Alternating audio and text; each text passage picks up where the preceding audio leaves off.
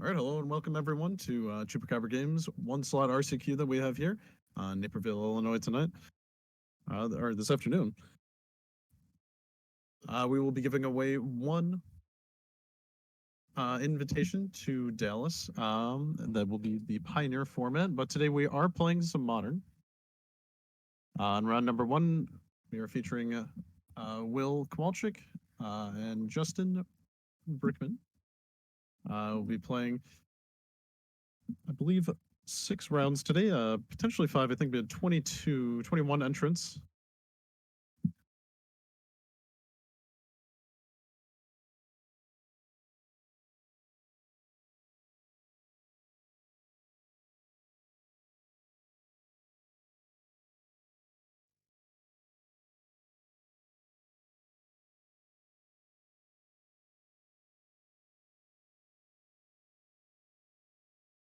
It looks like we are just doing 5 rounds today, and then we are going to be cutting to a single elimination top 8. And without further ado, we're going to get started here for round number 1. Looks like Justin won the die roll. He's going to be starting us off with a Seacrum Coasts into a Sigarda's Aid, which most certainly tells that he is playing Blue-White Hammer here. And for the left side of things, Wills is going to be playing Cavern of Souls, probably naming Beast, and then casting an Arboreal Grazer, putting in a tapped Saga, which most certainly deduces his deck to be Amulet Titan. A pretty powerful deck that just got a new toy, the Mycosynth Garden, that we'll probably see a bunch here.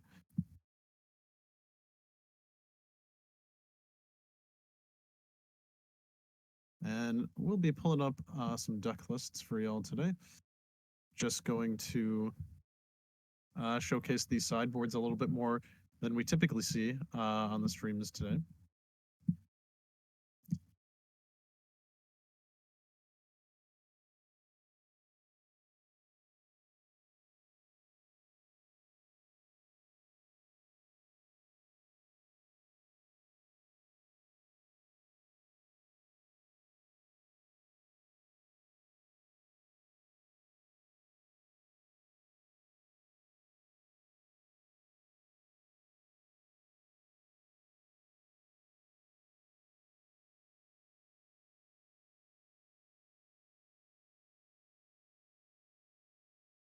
All right, it's going to be a turn to Stoneforge Mystic for Justin here. It's going to find us a Cauldron Complete. So finding a Cauldron here means that we might already have a hammer, and we might be trying to create a large Cauldron here. We could be, of course, trying to Ink Moth kill as well here, but I think it's more likely that we're going to be killing with a Cauldron Complete, as it's a little bit harder to deal with for Amulet side of things. At least for game 1, we don't see Dismembers or anything, but being able to just have a 5/5 threat, if Amulet isn't going to kill you right away, is probably going to be the best way to get ahead in this. Otherwise, not amazing matchup for Hammer. It's definitely a winnable matchup, especially with the Blue Splash having Spell Pierces. It's going to give a little extra advantage points to Hammer for game 1, I feel like. Of course, we're going to be tapping out most turns just to develop our board and deal as much damage as possible. We'll see if we have a third land for Justin here. Maybe equip a hammer to a Cauldron Complete.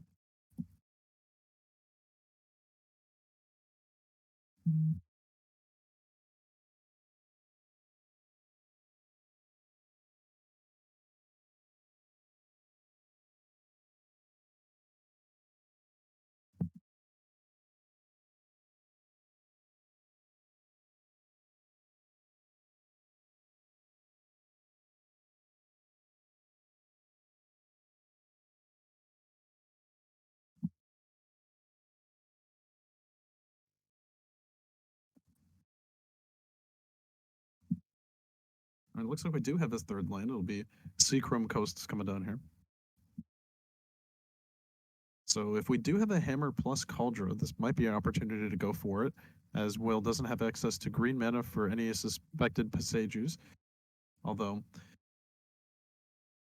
don't think we have any main deck Dismembers lying around. We could take a look right here. doesn't look like there's any in the list that do have 2 in the sideboard, so those are certainly coming in for game 2 and 3 potentially. Justin just doing some math here, might have access to more than one hammer here. Maybe try to kill on the next turn, maybe after we slam our Cauldron on this turn, but it's Justin's just going to pass things back. We'll float a colorless and probably find a second amulet here. We might be finding an expedition map to get a bounce land, maybe. It is just going to be an amulet, so we probably have bounce land in hand. Having the Sun Home in play is a little annoying for Will, but since he knows about Cauldron, 20 damage is not going to be enough anyways.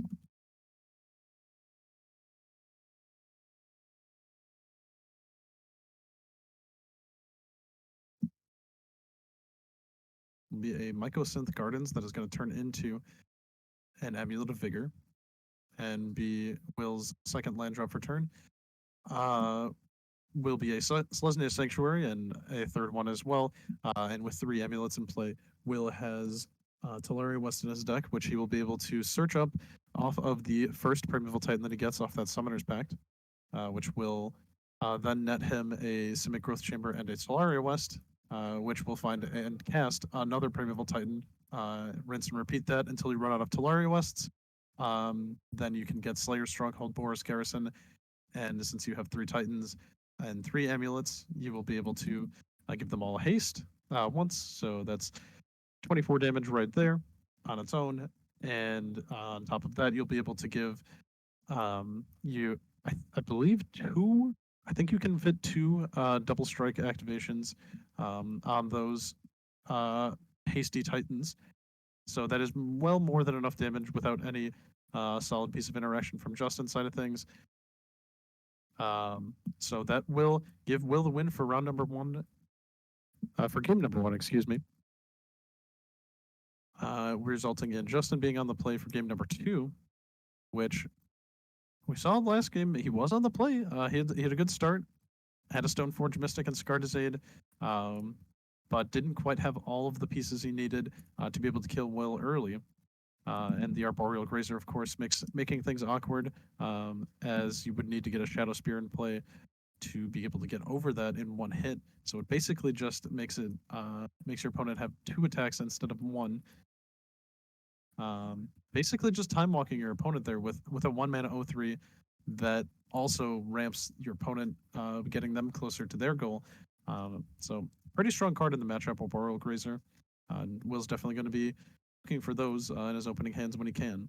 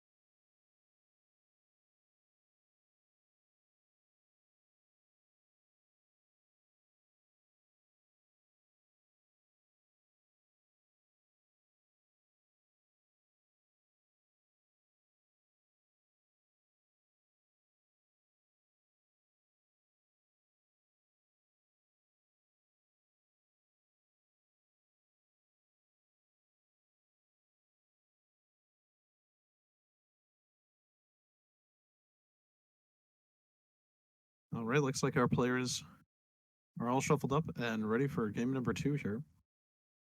Some expected sideboard cards I think we can see from Justin's side of things.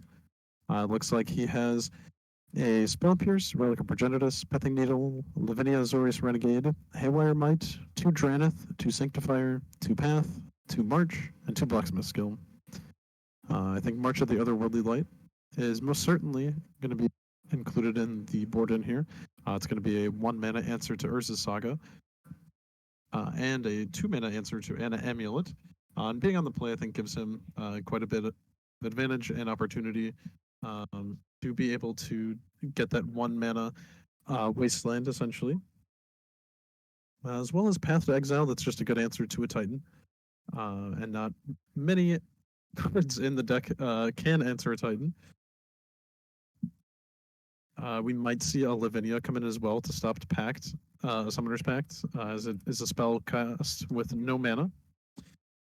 Pithing Needle could be an inclusion as well. I think naming something like Slayer's Stronghold or Teleria West can be pretty strong. But that, of course, is a little more narrow, and you don't intend on playing a long game with Amulet as Hammer, but you certainly can, and it'd be a great card to see turn 1 off of like a Springleaf Drum or something like that. But we'll see just what Justin brought in. And we could actually name Mycosynth Gardens. That is just an option now, and pretty decent name at that with Pithing Needle. Looks like Justin's just going to lead on a Hallowed Fountain. This could be a tell for a Spell Pierce. You might have seen that extra third copy come in.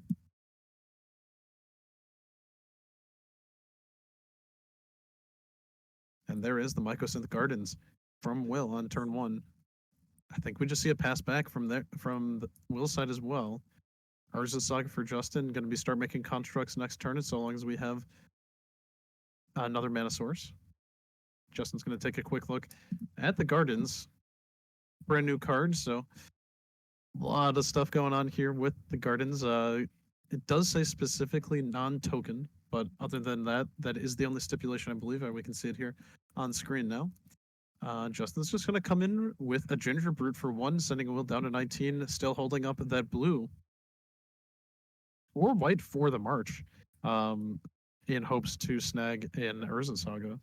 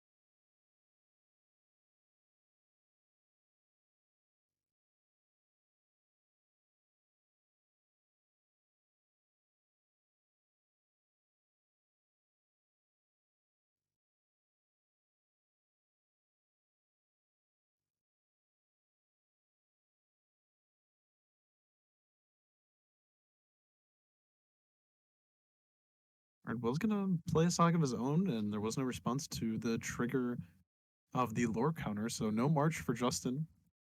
Just going to take his Saga up to 2. And Plains will be the 3rd land, so we can activate, make a construct. Could be a Stoneforge Mystic turn as well. Going to start by coming in for 1. Both players at 18 now.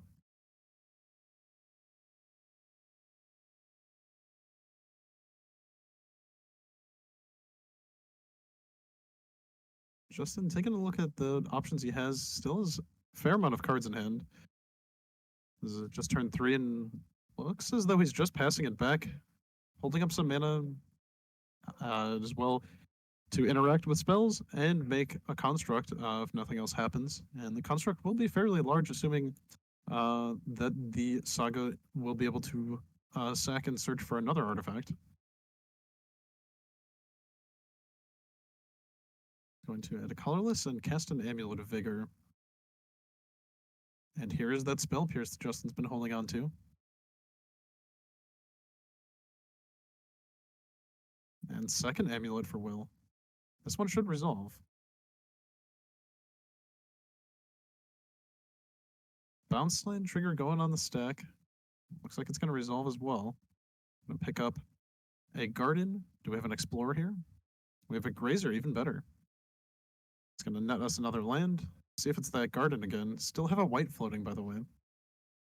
This will untap the garden. See if we use that white to make another amulet with the garden.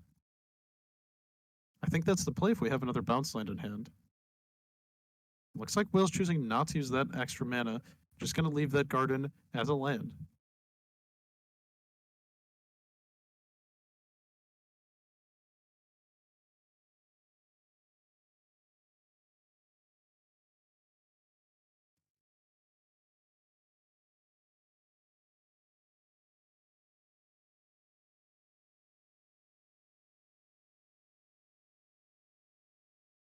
Justin thinking on whether or not he's going to make a Saga token here.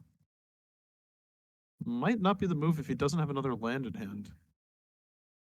It looks like we're just going to float a colorless, miss out on the creature value here, but I think that's okay as long as we have a rather explosive turn here or have more interaction for Will on the following turn.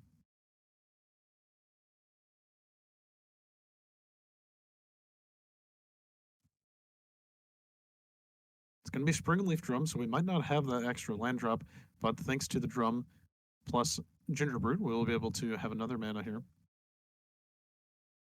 Gingerbread also pretty good at getting through a Royal Grazer. It's going to be Lavinia. Main phase 1. See if that resolves. Looks like it does. We're going to use that floating colors to cast a Haywire Might, and we do have the capability of activating Springleaf Drum to make it green. We could just take out Will's Saga right now. Justin, thinking about whether or not he needs to take out an Amulet or the Saga, I think Saga is the answer, as it could lead to a non-Amulet card. Blowing up an Amulet right now makes Will get another Amulet, ensures up that he's only going to have one. But if we take out Saga, we get rid of his capabilities of finding an expedition map or something of the like. Will's going to activate Mycosynth Garden. Okay, so we're going to cast a Dismember on Lavinia here. And he has requisite lands, excuse me, to be able to have that spell not get countered. It was a pretty good hit for Will there. Losing the Saga, though, we'll see if Will has any rebuttal. Maybe Bounce Land, Azusa, Titan would be pretty good here.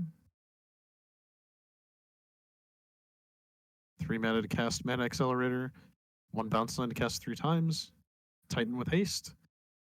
That should get the job done. We'll see if Will has it.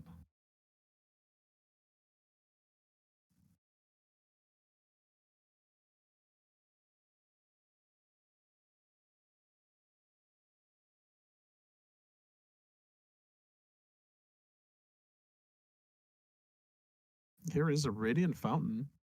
An inclusion I know Will was talking to me about earlier, that for reasonable doubt with burn matchups or other aggressive matchups, he thinks it's a pretty decent inclusion. And I think in an RCQ environment, you're likely to see a lot of decks like Murktide, Burn, Hammer, and Radiant Fountain is decent against all of those. It's like Will put in explosives on 2, maybe. There's a bit of glare on that dice.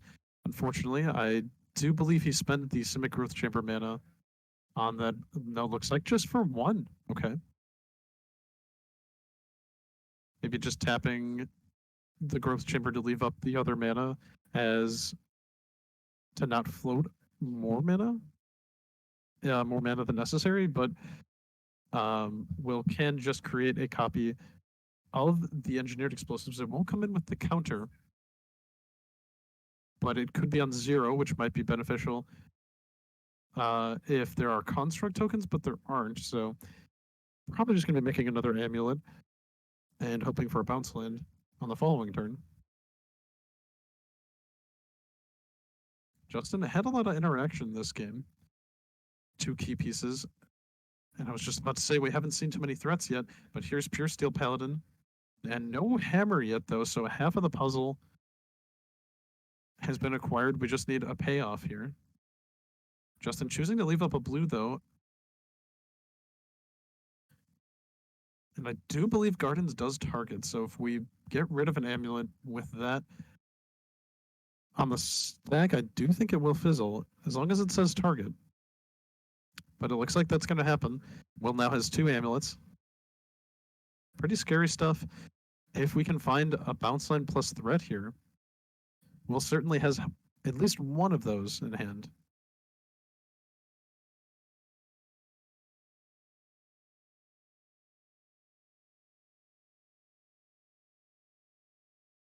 Here's the Summoner's Pact.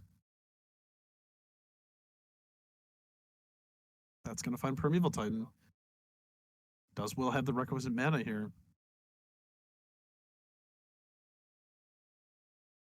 Here's Simic Growth Chamber, 4 mana coming in.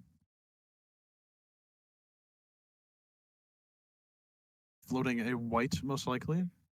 Be Primeval Titan. See how far Will goes here. Justin could have some interaction like that Path to Exile we were talking about earlier, being one of the Hammer's only ways to actually answer Titan once it's already been played.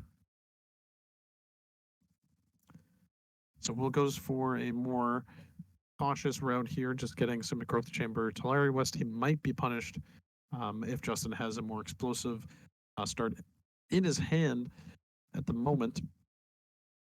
But if Will goes for the kill and Justin has something like Path and there isn't a backup Titan, we might just be sitting here for a few turns hoping to draw one off the top to no avail.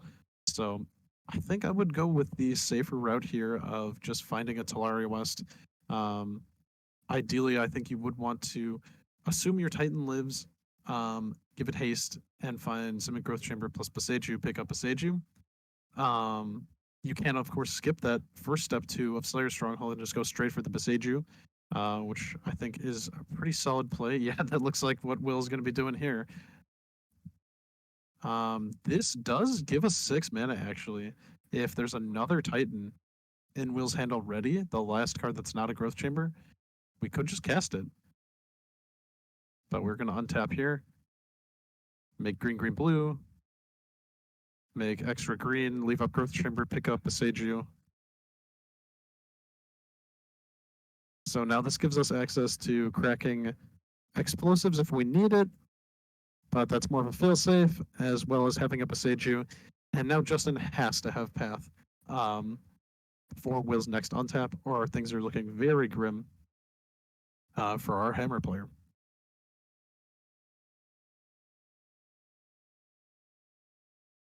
Well, thinking about what he wants to do with this extra mana, I believe we have a white, 3 green, and a blue. And wow, Justin did have the Path. He's choosing to do so now, maybe to maximize mana efficiency for his own turn. This is going to give Will access to Primeval Titan mana, but we already had that, and I don't believe that last card in his hand is a threat. So we're going to have to tap all of our lands except for 1 to pay for Pact next turn, which means even if we do draw another Titan, we are 1 short.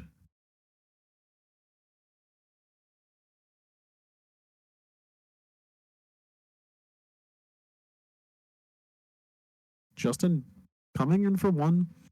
I think this Gingerbread has done 5 damage. So was going to pay for Pact. Yeah, Justin really just needs to find any equipment here to be able to put on the Gingerbread, and then we can really start bringing the beats. We'll need to find another Titan. And he's making 4 mana. Here's Expedition Map. Using one of that mana. Transmuting a Talaria West.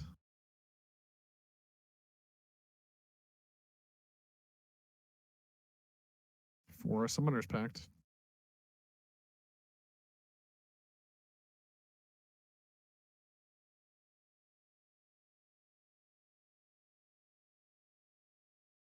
And just passing it back, setting up for next turn pretty well, though. so long as we can stave off the hammer beats this turn, we should be able to untap and produce a Titan with double amulet and lots of mana behinds and one path out of the deck. Pretty unlikely that Justin has another one.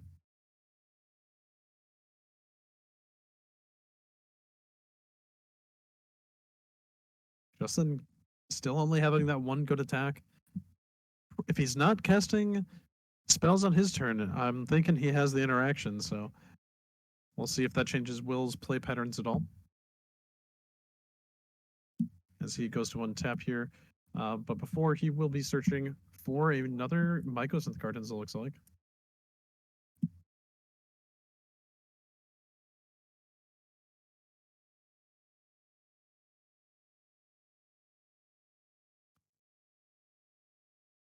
Taking a look at what he's got. I get that last card in his hand is Besage. We do know that. That is right. So he's just going to find another Talaria West. Maybe go for a Cultivator here. Just have extra lands in hand to put into play later off of the Cultivator. Cultivator may be a safer bet if we do pick up a land here as well, because then I think there would be 3 already. There's Summoner's Pact. And we are just going to find a Titan. Yeah, we only have 6 mana in play. Only 6 mana. We have 6 mana in play. If we had 7, maybe Cultivator would have been better here, but the fact that we have to play a land first is probably reason enough to just go with a Titan here. Although we are playing our bounce land first. Maybe to keep the green-white, yeah. So here it comes, first Titan. Trigger will resolve. I think now we're going to find Boros plus Slayers. And give our boy +4/+0 Vigilance and Haste. See if Justin has the path.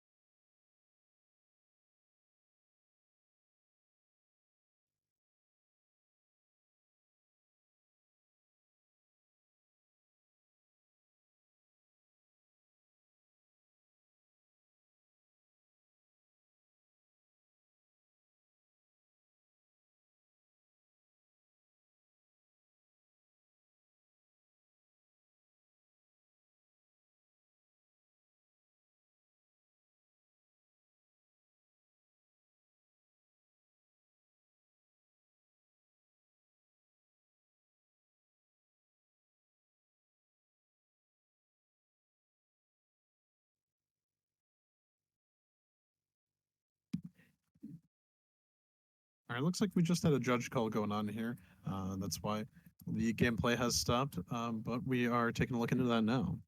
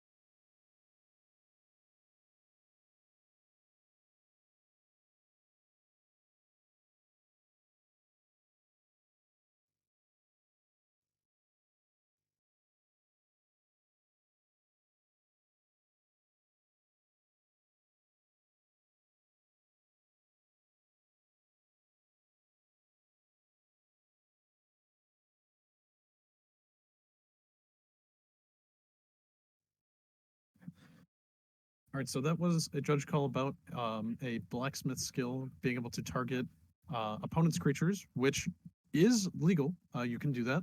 But because it says specifically hexproof, and in this circumstance, we were trying to prevent Slayer Stronghold from hasting a Primeval Titan, since it was worded as specifically hexproof, it doesn't work. And if it was something like Vines of the Vastwood, uh, it would actually work since it is not hexproof. That's just how hexproof is worded with your opponent's stuff.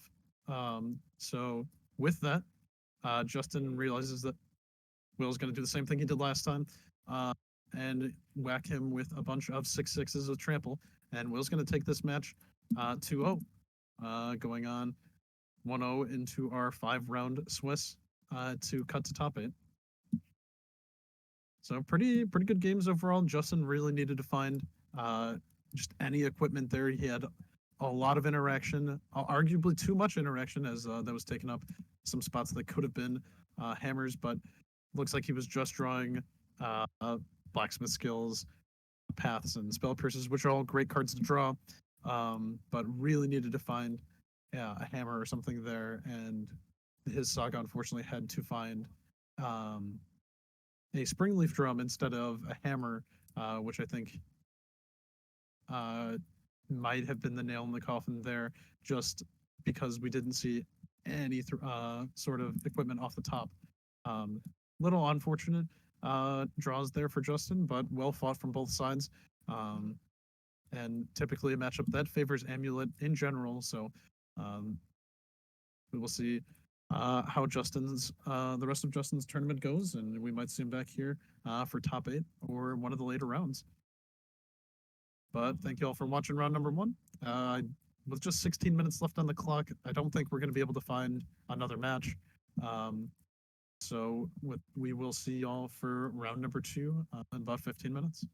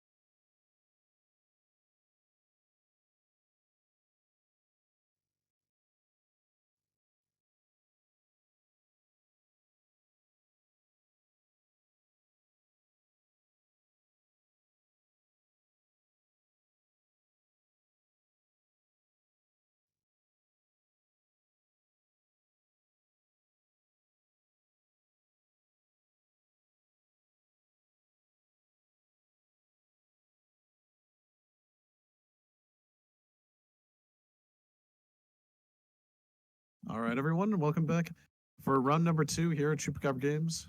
Modern RCQ that we have going on here is just a one slaughter today. It'll be 5 rounds, featuring a cut to single elimination top 8. And for round number 2, looks like we have players Tyler and Tom. Tom's going to be starting us off with a turn 1 Ragavan on the play, and Tyler will follow up with a Shocked-In, Steam Vents, and DRC. So it appears right off the bat looking like either Rakdos midrange or Scam, so to speak, against a blue-red Murktide. It could, of course, be Grixis Death Shadow or something, some other Steam Vent DRC deck, but Murktide is the likely culprit from that start. And looks like just bolting the DRC, coming in for 2. We're going to exile a Polluted Delta and drop a Swamp down. And that'll be Tom's turn. Pretty powerful stuff. Be some fair magic here for what it seems. No scam cards from Tom, and even though those are powerful, they are relatively fair. I will say they you end up 2 for 1ing yourself to cast the elemental.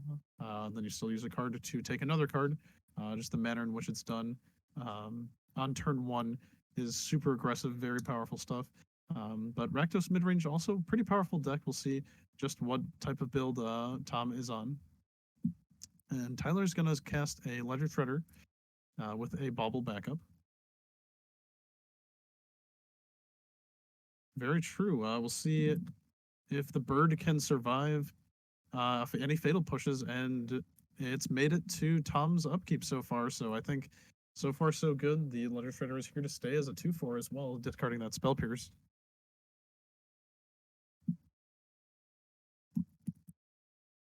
But is it a terminate on Tom's main phase that will resolve, taking out the 2/4? Letting Ragavan come in yet again, and this time a castable card in the form of Mishra's Bauble. So since there's already an artifact in Tyler's graveyard, I would expect to see Tom crack this one. We might do it before Fetch Land just to get that 0 mana opt effect.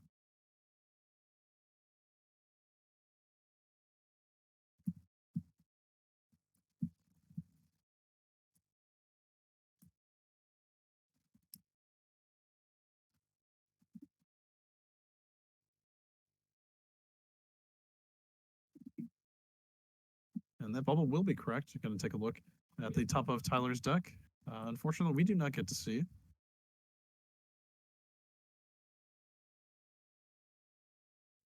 Yeah, pretty much. Both of these decks are very likely to be on Blood Moon. Like I was saying earlier, we do get, it's kind of nice relief we saw from last round. Amulet versus Hammer, some very aggressive and fast kind of combo decks. They're fairly toolboxy, but definitely having a combo finish as well. But this is the other side of Modern that we're seeing, some lower to the ground, mid-range, tempo style decks. We're going to be casting a lot of removal spells, trying to do better than a 1-for-1 against our opponent. And Ragavan, of course, being a very key card in these mid-range type matchups, just being able to effectively draw a card every turn and cast your opponent's spells, literally, as we see here, a DRC coming down from Tyler's deck into Tom's battlefield. Looks like we're going to be using 2 of our treasures and a black mana. This could be Liliana, Blood Moon, few different things here. And I think Tom's goal might be to just try to get Delirium here. Even if this gets countered, we get a Surveil trigger, and if it goes to the graveyard, then that's another card type for this DRC. We'll see if Tom is choosing to resolve this Surveil trigger. It might still be on the stack, and we might be waiting from Tyler.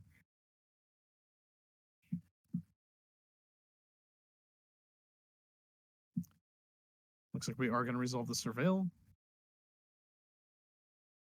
And it is another Blood Moon. Interesting. Choosing to put it in the graveyard as well. So graveyard is up to 2 card types, instant enchantment for Tom. And it looks like Tyler has land, instant, artifact, creature. So just 1 away from what I can tell. And with this iteration, that will make 4 card types for Delirium for Tyler. It's going to be a Bolt, Consider, Mishra's Bauble off of that iteration. Bolt's going to go to hand, Bauble into play, Bauble into exile, excuse me. We could see something before it. It looks like it is just going to be cast, though, since Polluted Delta is going to be the land drop for the turn. And we are bolting the Ragavan. So finally dealing with it a few turns later. Tom got a bit of an advantage, but the Blood Moon as the threat, so to speak, isn't the worst case scenario for Tyler here. It looks like Tyler is on a copy of Underworld Breach, at least one here. Might not even be Murktide. I'd be surprised to not see any Murktides here. Could take a look at his deck list.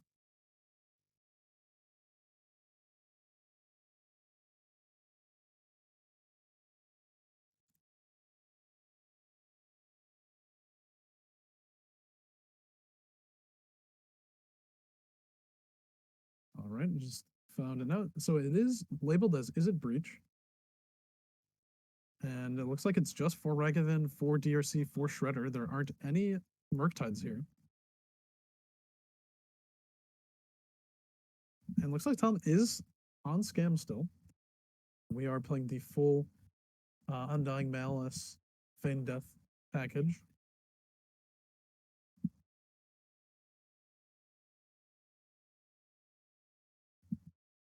Oh, okay, awesome. So you've got the knowledge of the Blue-Red Breach matchup here, and I'm not super familiar with the Blue-Red Breach fare builds. How do they typically fare against the Black-Red Scam decks from what you've seen?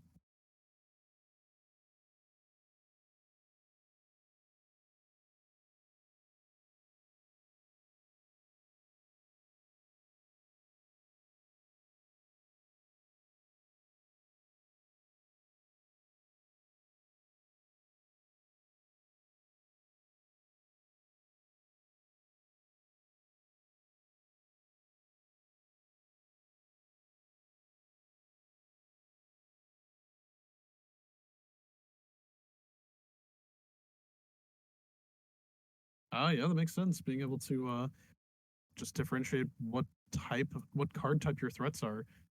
As we're seeing here, Underworld Breach just getting a lot of value, where Murktide would just die to a Terminate or Liliana or the like, really.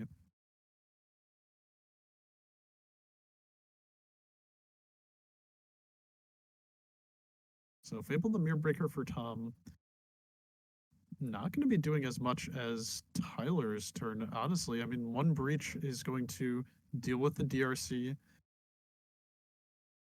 and get some baubles in play if we're willing to eat the graveyard. I think we are, just to draw more cards.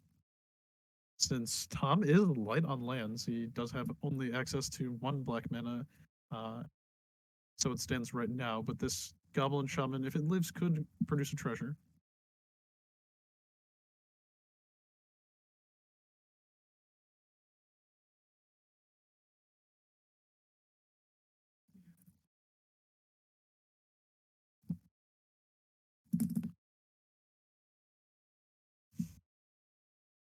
All right, so back to Tom after we went breaching the underworld.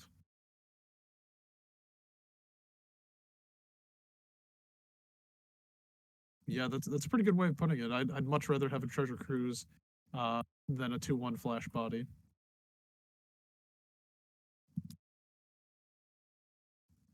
So it looks like still no third land for Tom.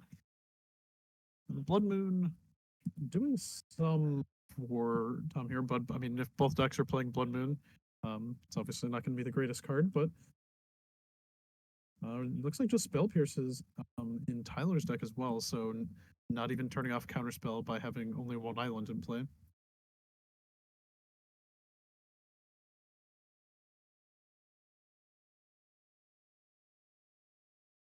Tom showing that you don't really need lands to cast spells in this format anymore, as we're going to be having a grief here. Looks like Expressive Iteration, Bauble, Unholy Heat, Polluted Delta, and Spell Pierce in hand. as well as one other card to the left, which I believe is the Blood Moon we saw earlier for Tyler.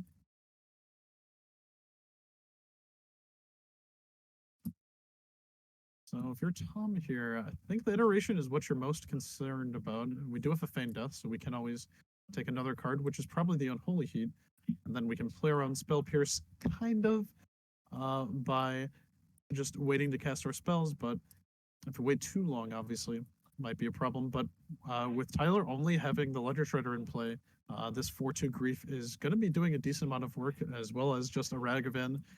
If we can get the Shredder off the board, poses a pretty large threat itself.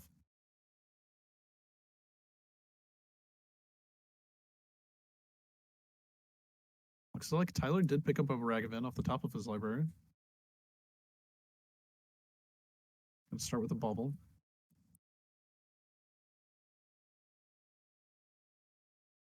And then the Ragavan, which should trigger the Shredder here. Might be able to discard our Blood Moon. And picked up another EI.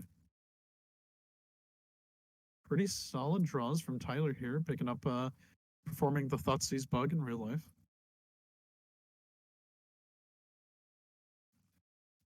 And he's just going to cast this iteration. See if we can find another basic, maybe.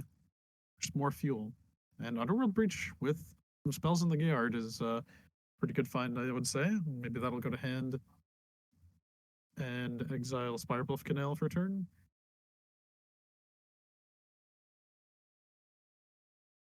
And of course, we get to draw off the bobble if we choose as well. Oh, are we might be breaching this turn then. Fire off the bauble. Take a look at Tom's top card.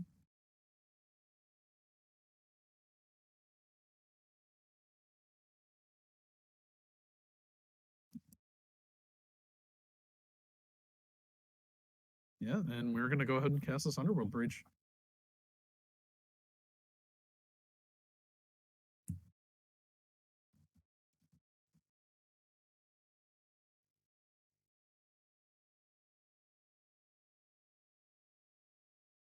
So Fable will flip over to Reflections of Kiki-Jiki. Still has Summoning Sickness, so we won't be making any copies of Grief just yet. But if it's both the creatures stay on the board, they will start making additional Griefs that will. I think that will be lethal next turn if we don't see a trump block here with the Ragavan. But Ledger Shredder plus Ragavan doing a decent job at keeping this Grief at bay. We are going to lose the Ragavan, but the Shredder will profitably block the Grief.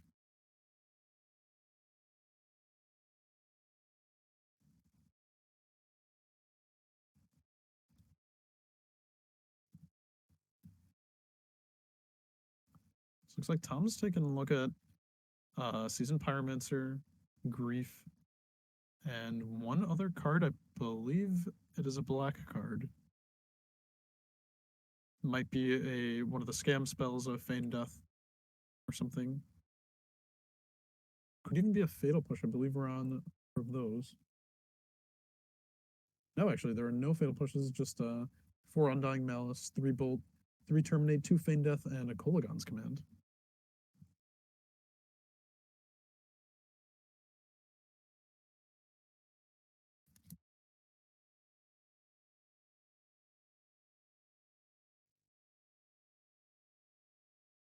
All right, Tom decides to come in with all the boys. And if that might be a Feign Death here on the Ragavan, but no, looks like we're just going to trade here, get a treasure from the Goblin, and get 4 damage across, putting Tyler down to 6, still having the 4-3 Grief in play, which will have a copy made next turn, so Tom either needs to find a removal spell or another creature to block. Ideally, a removal spell. Start off with a Consider.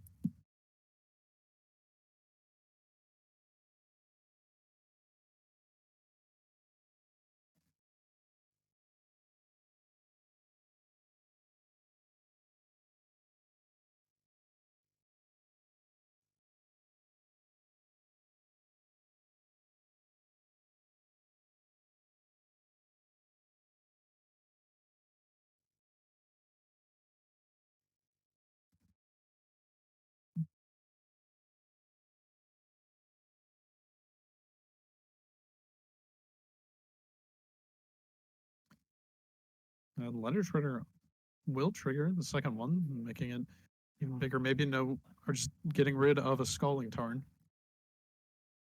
And casting a Raven, so some fodder to block the Griefs that are about to come down. It looks like one of them will connect, though, unless we have a bolt or something.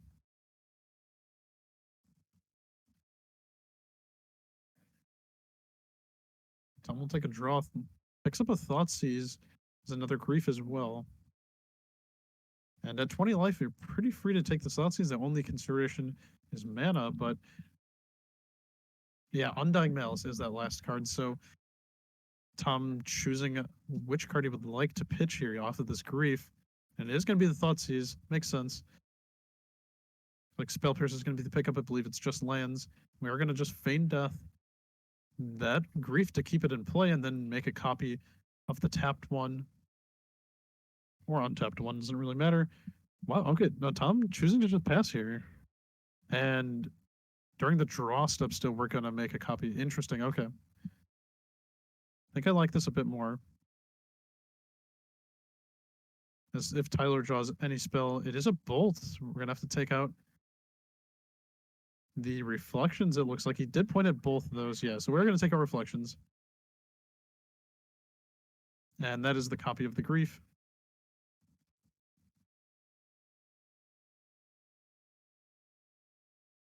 Yeah, since he's targeting reflections and not the creature that's being copied, the trigger will still resolve even if the creature is dying.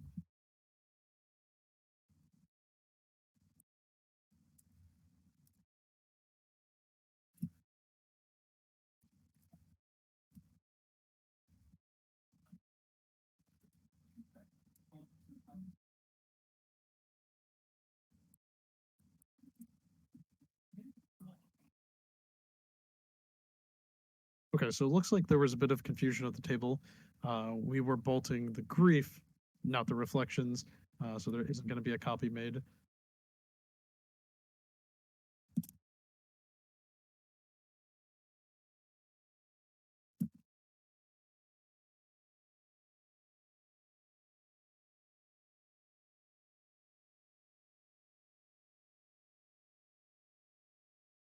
So Tom's turn still. Looks like we picked up a Gigantha here.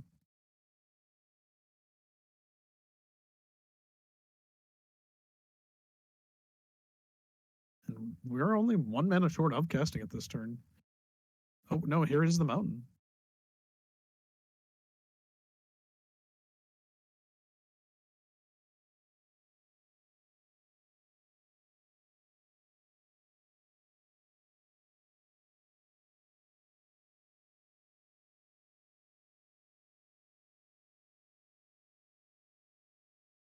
Don't believe it was a Fury that was hit. Trying to see. Can't get a great look at the top of it there.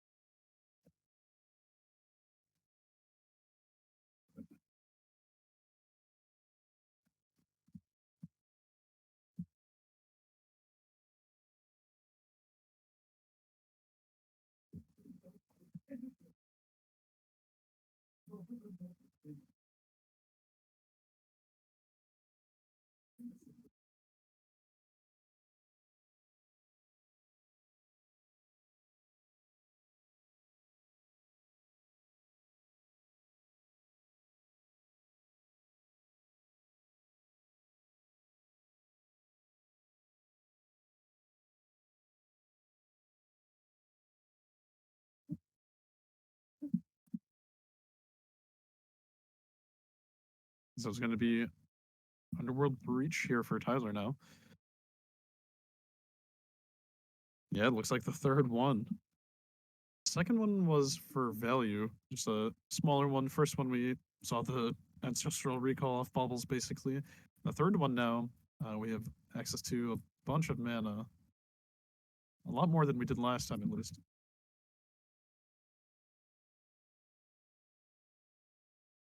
First spell's going to be Bolt and trigger the Shredders.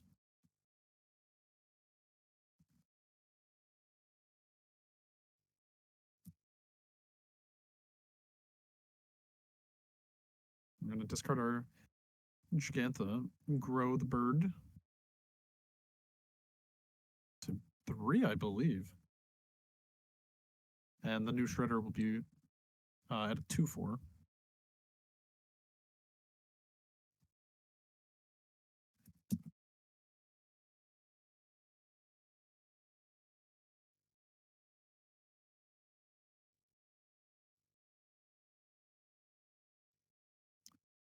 Do we get one more spell out of this breach?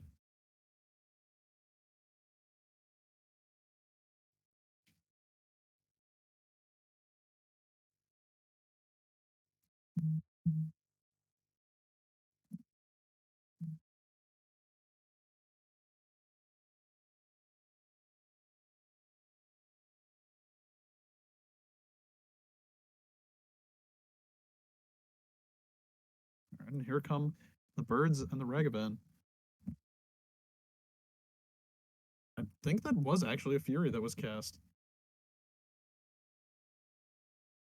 Yeah, it's a little off camera there, but that was a Fury hit off of the Ragavan, so that'll come in for lethal, bringing what looked like a game that was in Tom's favor, bringing it down for Tyler, though. Pretty close stuff. Cool to see some mid-range still in 2023. But Underworld Breach and Expressive Iteration tend to be pretty good against the hand disruption spells of the format, being Grief and Thoughtseize.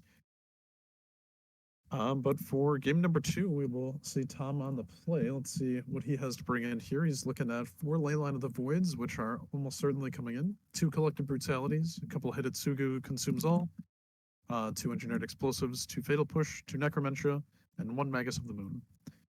So right away, his Blood Wounds should just be coming out. And in place for Leylines, I would imagine. Necromentia, I think you could make a case for, but there are some other graveyard shenanigans going on other than just Breach itself. So I think Necromentia is not the best option. Hidetsugu is an interesting one. That might be better than Leylines. Maybe not all 4 Leylines come in either. Brutality is better on the play, being able to take out an iteration.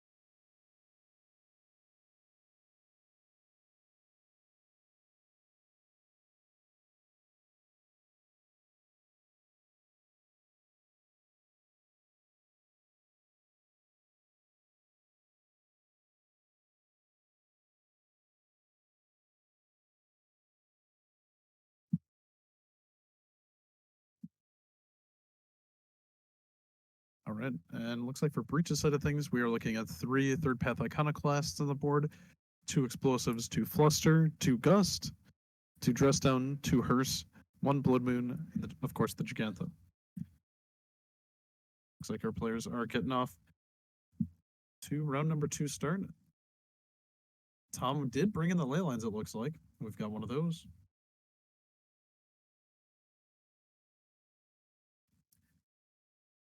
Oh, thank you very much. We've it's been a work in progress. We don't have the best setup, but definitely have been working on getting the glare off, and I'm glad it worked out today and everything's all visible.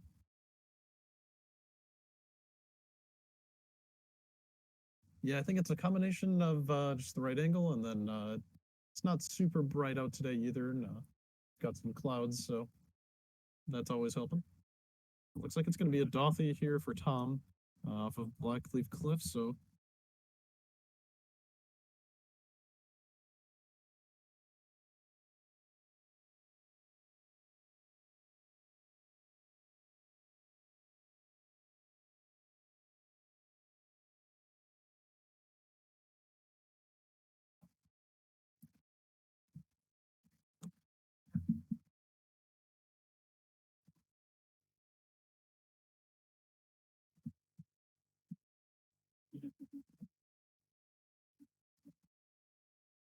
all right, it's going to be an Unholy Heat to take care of the Dothy, so pretty big threat taken care of, but Ley Line of the Void is already in place, so it's a bit of redundancy that I think Tom is all right with.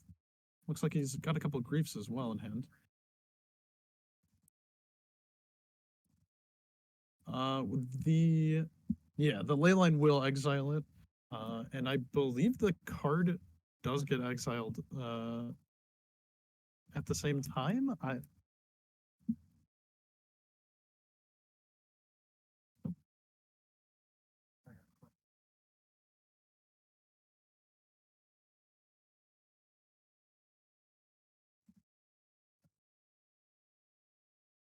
And it'll be expressive iteration for Tyler to start things off. So either looking for another land to cast a 1-drop, or maybe a bauble, but it looks like we find both. So bauble, DRC, and third path iconoclast. Pretty good rip, as long as we have a land in play, but maybe we don't, and this DRC will go to the bottom of the libraries we see there. Drawing off of the Ledger Shredder does pick up a land. It looks like we have a couple in hand as well, so not the biggest deal. Now we're deciding if we want to keep our bird out of bolt, or if we want to keep our spells in hand, because we might have 3 or 4 lands in hand right now, so discarding one of those seems higher EV than pitching a spell, although keeping a Ledger Shredder in play is also a very powerful magic card, but it can die to other things than bolt, so we'll keep it as a 1/3 and come across for just 1. Choosing not to keep a blocker back for Ragavan, maybe just assuming that the Ledger Shredder is no longer meant for this world.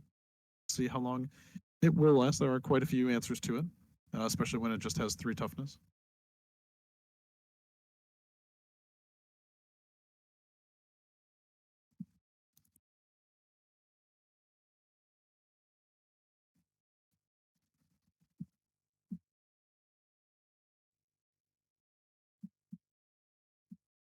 All right, Tom will untap. Oh no, still on unstep. Maybe we are no on.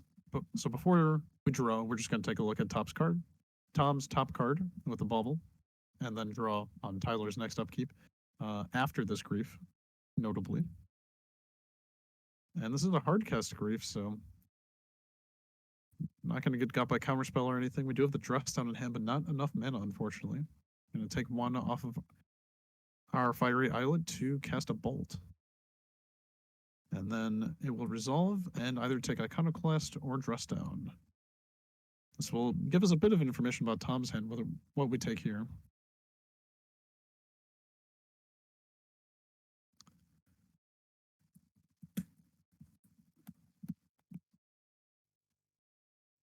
Looks like Iconoclast is going to be the take, so maybe no removal spell for Tom. That is a consideration. I think it's the scam lists are pretty similar. So having knowledge of sideboard is definitely something um, that Tyler has, and is assuming there's going to be something on top of a Dothy Voidwalker. So just conceding the fact that you aren't going to be able to have Underworld Breach or Underworld Breach fuel might be a reason to trim them out, and then it gives you way less dead cards in your deck and more opportunity to play higher upside cards like Third Path Iconoclast. And here's that second grief that we saw earlier. Oh, I see a breach in Tyler's hand, so might have just trimmed on them. Um, but this is going to be addressed on, so instead of discarding a card, we're going to get to draw one. Tom's still going to make a 3/2.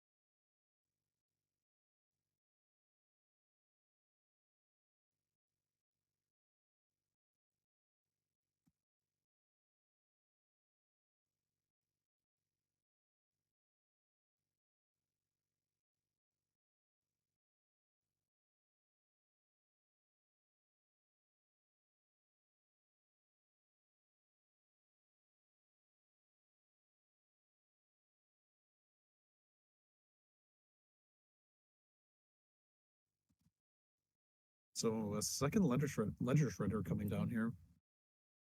We do have an Aether Gust, and then I believe that is Underworld Breach. So we could trigger both of the Shredders here, just getting rid of this Breach. Yeah, and it looks like that's going to be the play. So even though it's not going to do anything, it is going to trigger the Ledger Shredders, and looks like it's not going to grow them. We're still going to get rid of our lands, but getting rid of lands and replacing them for spells is certainly a solid strategy. Yep, pitching the Steam Vents, picking up a bubble that we could save for a following turn to trigger these Shredders. Picking up a Polluted Delta as well. Looks like it's just going to go back to the graveyard.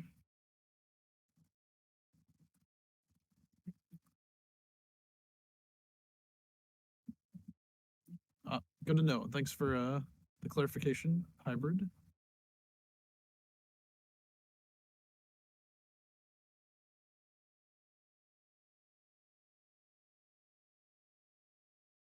And so we did grow one of the Ledger Shredders here. And looks like we're not attacking as to be able to block this grief. As both of our players are at 15, pretty healthy, but they do still have some creatures in play that could start swinging at any time. And I think Tom is the initiator to start attacking here.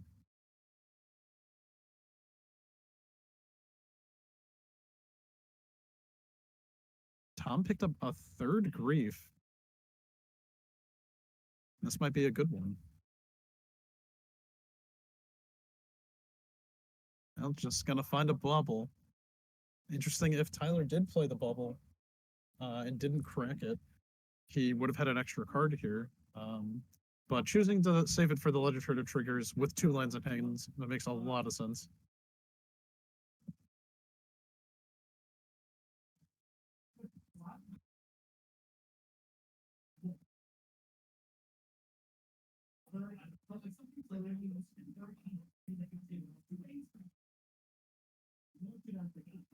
I believe it would be the same case for the Unholy Heat. I don't think it matters too much what the kill spell is. Okay, so Tyler finds Consider and chooses to bin a DRC, which just has no chance of being anything but a 1/1, so I like that, and finds a Bolt to trigger the Ledger Shredder and pick up an Iconoclast. And out of fear of a hand rip spell, it looks like we're just going to cast it, but not before coming in for 2.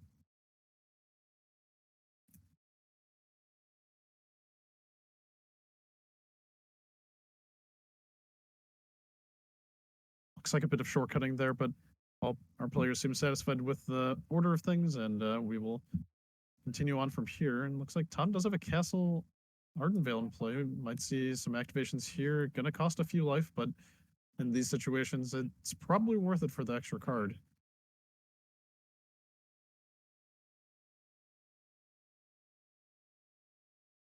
We're gonna fetch twice. Probably pick up a couple basics here.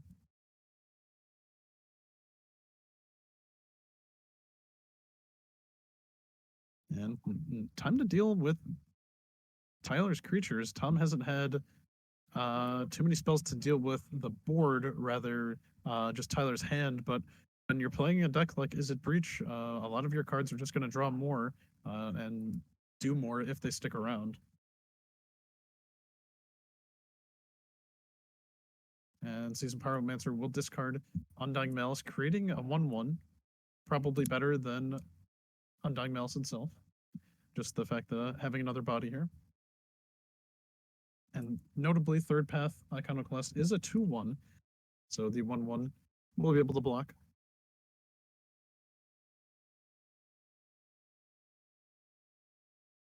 Tyler picking up Gigantha, could cast it next turn. We do have the lands. I think it's just going to be Polluted Delta pass, though. Looks like it's just land Gigantha form.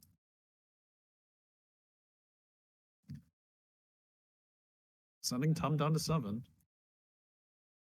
And if Tom wants to keep drawing cards with Castle, then it's going to be an uphill battle of life here. It's like we found a Terminate, though. Maybe from the Seasoned Pyromancer last turn, just didn't have the mana in order to cast it. And then an Undying Malice as well in hand. So if Tom can get a trade with the Seasoned Pyromancer, we could see an Undying Malice on that just to draw more cards.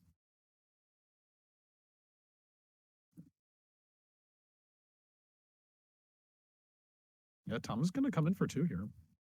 Maybe in hopes that Tyler would block, but Tyler being at the higher life total, I don't think incentivizes him too much to block there, especially considering that no matter what, Tom is going to just make 2 1/1s with the Spyro here. And both players in a bit of a top deck mode, kind of just whoever draws the first big spell is going to be really far ahead. If Tom finds a Fury, if Tyler finds Expressive Iteration.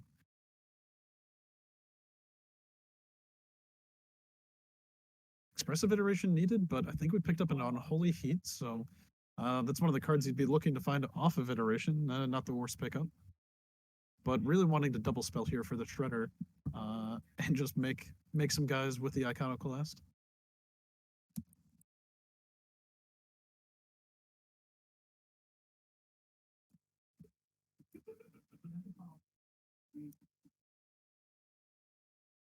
And time also starting to be a factor. There's just about 11 minutes left on the clock, and Tom is down a game. So even if he were to win this game, it'd have to be a speedy game 3, which I think the decks are capable of winning very fast. Ragavan, let loose, can really just take over a whole game. But the Unholy Heat will take out the 1/1. Tyler acknowledging that if he kills the Spyro, then there will just be more. Also playing around the Undying Malice.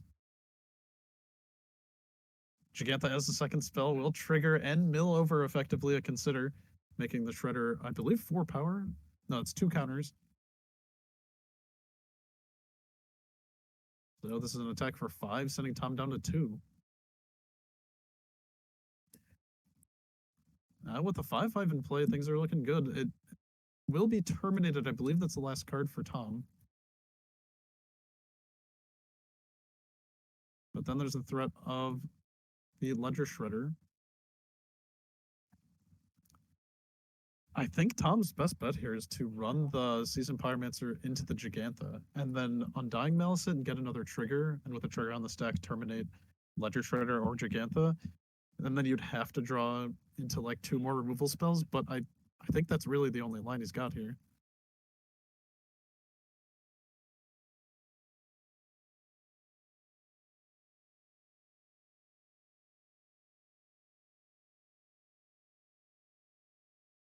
Oh, sweet. What's up, Javier?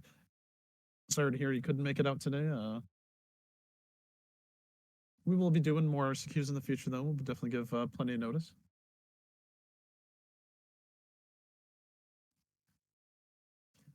And here's the Terminate on the Ledger Shredder. And with just an Undying Malice with 3 power coming in, that's not going to be enough, I don't think. Oh, get the card of it or him, then draw a card, go to 1. We could draw Terminate? I think we did, actually. Yeah, we drew a Terminate. Wow, that's going to take out the Gigantha, block the Iconoclast. Tom takes 1 from the 1/1 and seals this match in 2. So is it Breach? Despite opponent having some pretty good top decks, still being able to take out the Rakdos Scam opponent in 2. So with just about 8 minutes left on the clock, probably not going to find another match, but stick with us. And in just about 10 minutes or so, maybe less, we will be back for round number 3.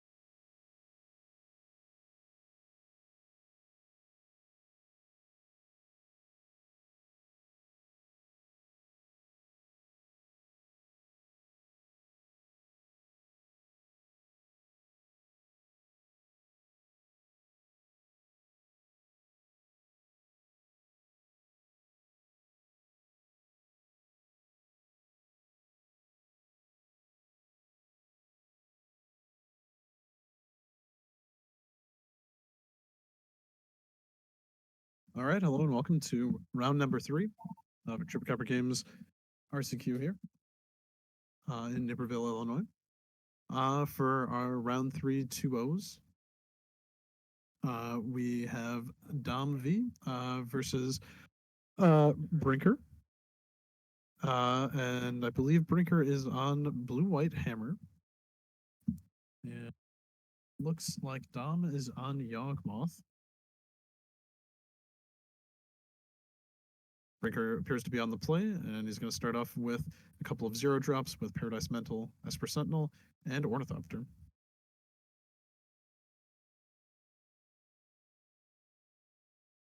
Hey, how's it going, Brandon? Got the iced tea drip.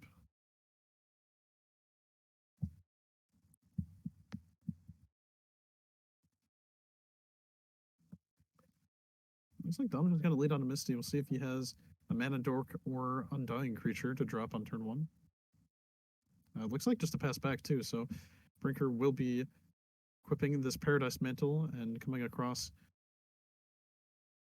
for 1.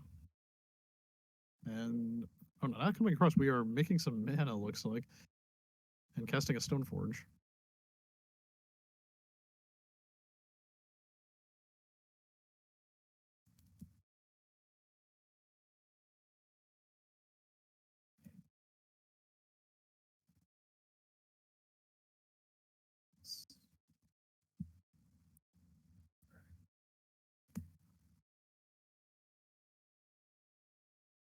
All right, so it looks like we were just resolving our Stoneforge Mystic here, as Dom is not playing any counter spells or anything like that. And looks like we'll just pick up a Hammer and come across for 1 with the Esper Sentinel, sending Dom to 18 after the fetch.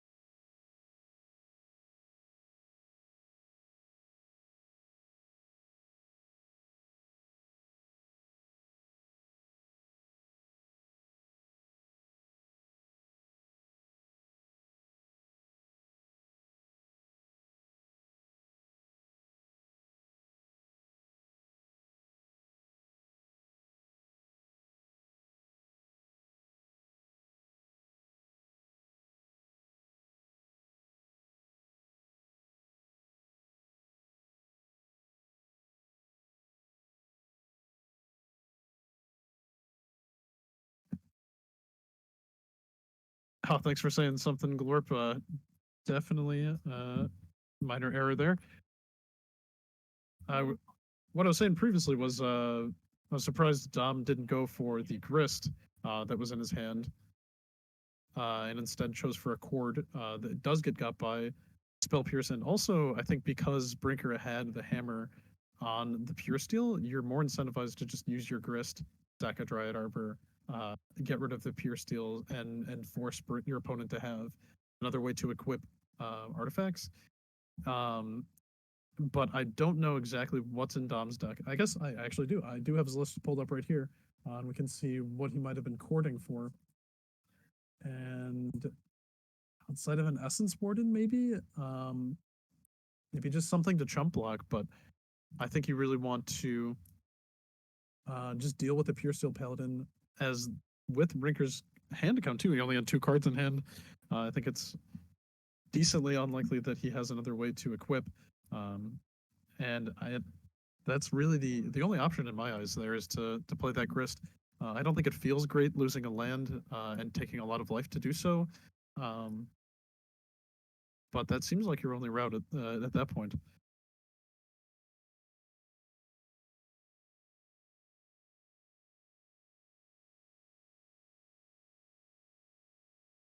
But Dom will be on the play for game number 2 here.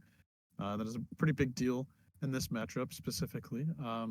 It gives him an opportunity to place down some undying creatures early, and which make for great blockers against Hammer, um, as they can absorb lots of damage and then come back and do it again. Of course, Shadow Spear is a pretty good answer to that sort of strategy, but it really makes him have it and fetch for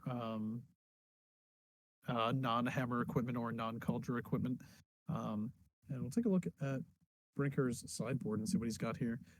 He's looking at 3 March of the Otherworldly Lights, Sanctifier and Vec as a 3 of as well, 2 Meddling Mage, and these are all 1-ofs going forward. Blacksmith Skill, Dranith, New Lavinia, Menriki Gusari, the equipment killer for the mirror, 1 Path, 1 Needle, and 1 Spell Pierce. So for this matchup, we may see Marches come in. They're pretty good at dealing with the dorks. They might be better on the play for Brinker, realistically, but Sanctifier and Vec definitely going to come in. Actually, is it? No, Sanctifier is only black red, so maybe not.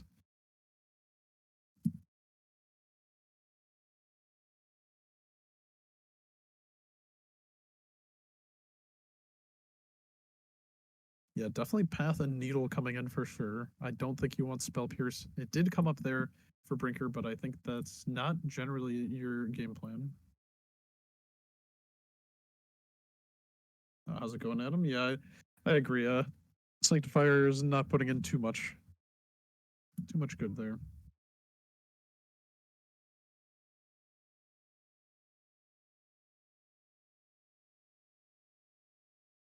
Yeah, March seems pretty good. I think on the draw, you're going to be committing a lot of mana, or you're not going to be casting them until later turns. But on the play, it seems a little bit better as on your turn 2, you could deal with a Dork or a Young Wolf. But I suppose you can always exile a card to get something early.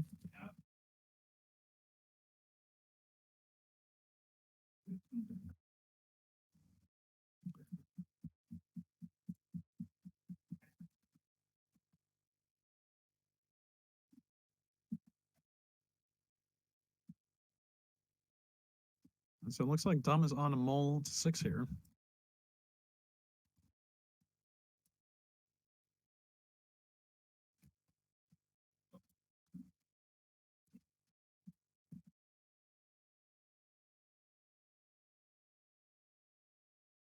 That is fair. Bringing in Blacksmith skill could be a play here, although Dom's strategy is definitely going to be that of Force of Vigor. So being able to take out 2 things for saving 1. I think I might be more inclined to Spell Pierce that, but you don't always have the opportunity of having a blue mana up, and more commonly you're going to have a white. So see the argument for skill. But Spell Pierce being able to tag something like Chord of Calling or Eldritch Evolution as well.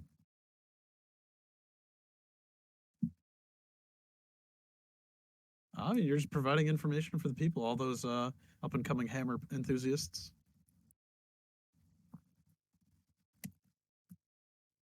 And so it's going to be an ignoble for Dom, and Brinker, I believe, is fetching up a land as we speak. Yep, there's a plains for this Pithing Needle that we will get a name on shortly.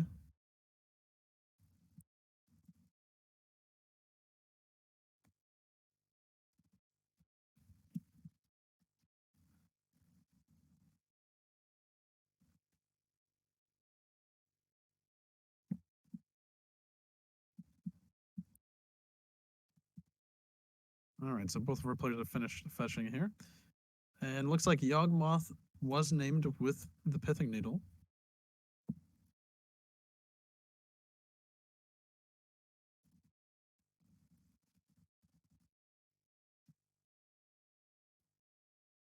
Pretty good name here. We can't. We could name the Ignoble, obviously, but it wouldn't do much, as it is a mana ability. So naming the namesake card, always a good route. Basically forcing Dom to deal with this Pithing Needle before we can have any fun with Yawgmoth. And it's just going to be a wall of roots, leaving up a Twilight Mire. Maybe besage your mana with a wall. Urza Saga will be the second land for Brinker, and casting a Stoneforge Mystic.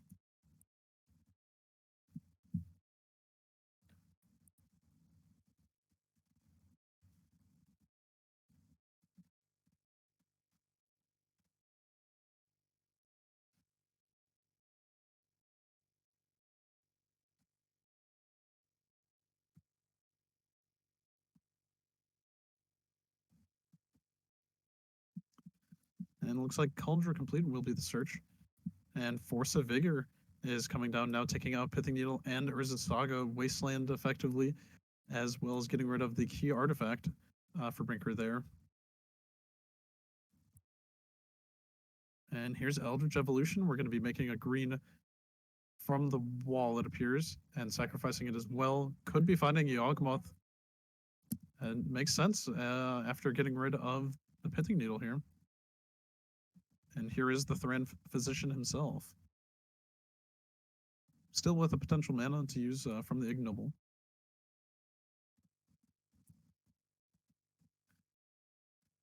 But it looks like just the passing of the turn.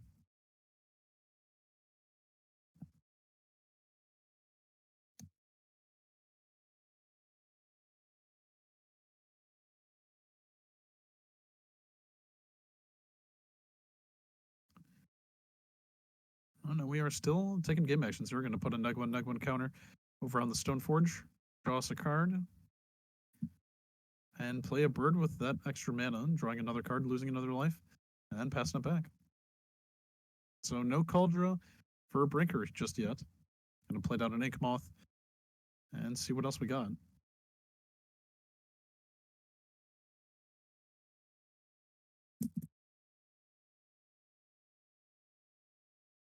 Looks like just a pass back. But maybe a upkeep Path to Exile on the Yawgmoth, and getting a Yawg with your opponent only having 2 lands in play, nothing else, seems pretty good.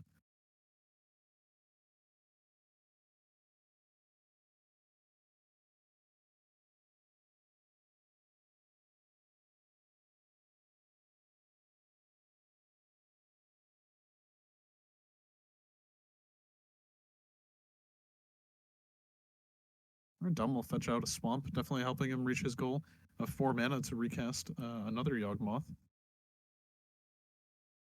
See what he has when he gets to his draw step.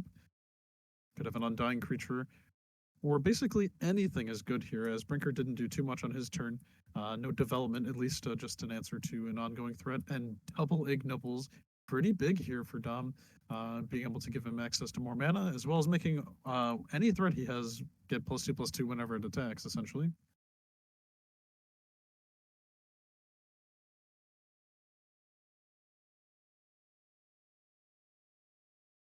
And backup Stoneforge for Brinker is going to come down. That's going to give us a way to cheat our Cauldra into play. And as such is going to give Stoneforge Mystic a pretty big target, as we saw last time. Dom respecting the Cauldra very much so by getting rid of the Stoneforge as soon as possible.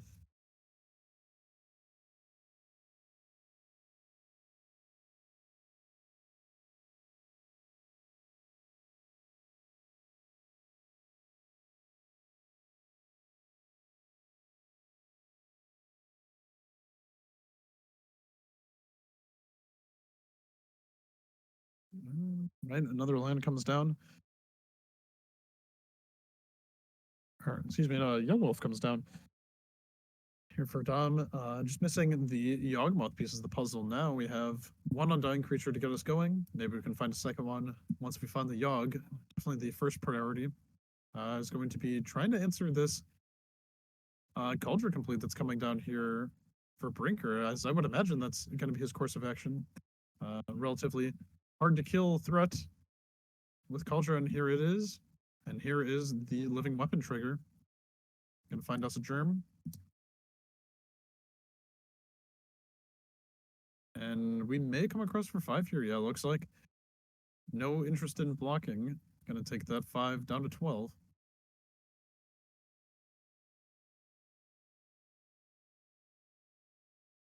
And casting a Shadow Spear in the second main. True, Lawrence Fishburne's first on-camera appearance, I believe.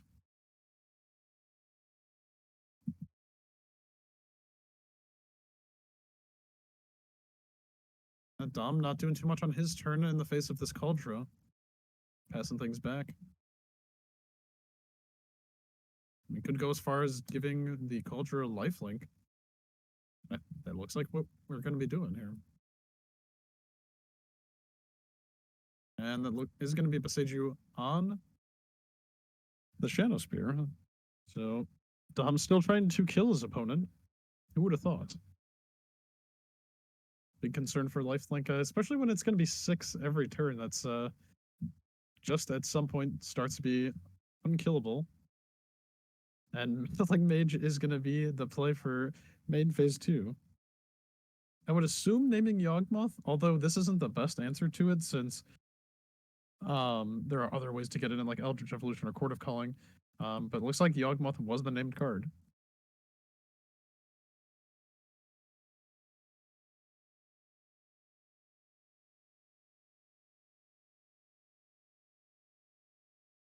Yeah, I mean, it's definitely an option here. I think Force of Vigor, maybe on turn 2, Force of Vigor is the name for Meddling Mage, as there are certainly a lot of copies in your opponent's deck, whereas, as I was saying, with Eldritch Evolution or Court of Calling, there are more ways to get Yawgmoth in than just Yawgmoths in your deck.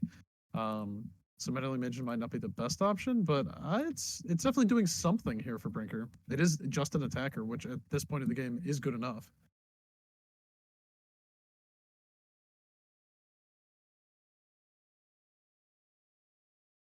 And third Stoneforge for Brinker here, probably going to find a hammer at this point.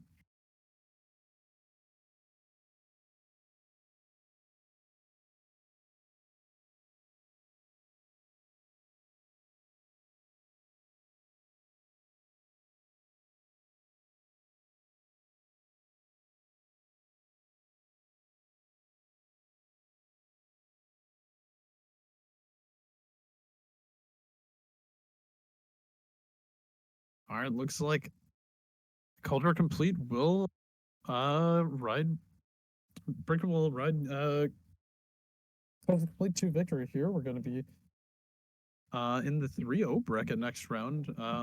Tournament's moving along quickly, but Brinker swiftly defeating the Yawgmoth opponent here. I think it was a little unfortunate for game number 1. I might have to have a chat with him and see what his thinking was for that Court of Calling game 1. I'm curious to see what the reasoning was for that. And game number 2, just having the answer to the Pithing Needle and Urza Saga just wasn't enough to deal with Brinker's current board to really the threat of Cauldra was really forcing an early Yawgmoth from Dom to be able to take out the Stormforge. But then, of course, the backup one and a Path to Exile from Brinker, making it pretty difficult for Yawgmoth to be able to play the game there. But well fought battle from both sides, and there are a few more minutes left on the clock right now. So I'll take a look around the front room and see if we have anyone else to put on feature match. So give me a moment here, and I'll go take a look around.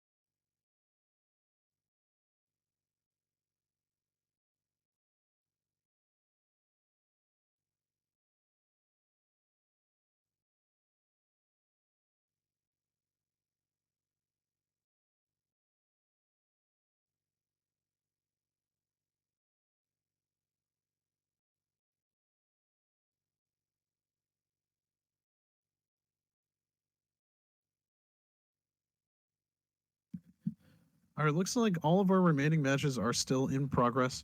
We might get another one to be able to put on, but for as of right now, we'll say probably not going to find another match until round 4. So stick with us. We're going to be on most of today. We're playing all the way 5 rounds out, and then it'll be 3 rounds of single elimination, and then we will have a champion at the end of the day. So yeah, stick with us, and we will be back here for round number 4.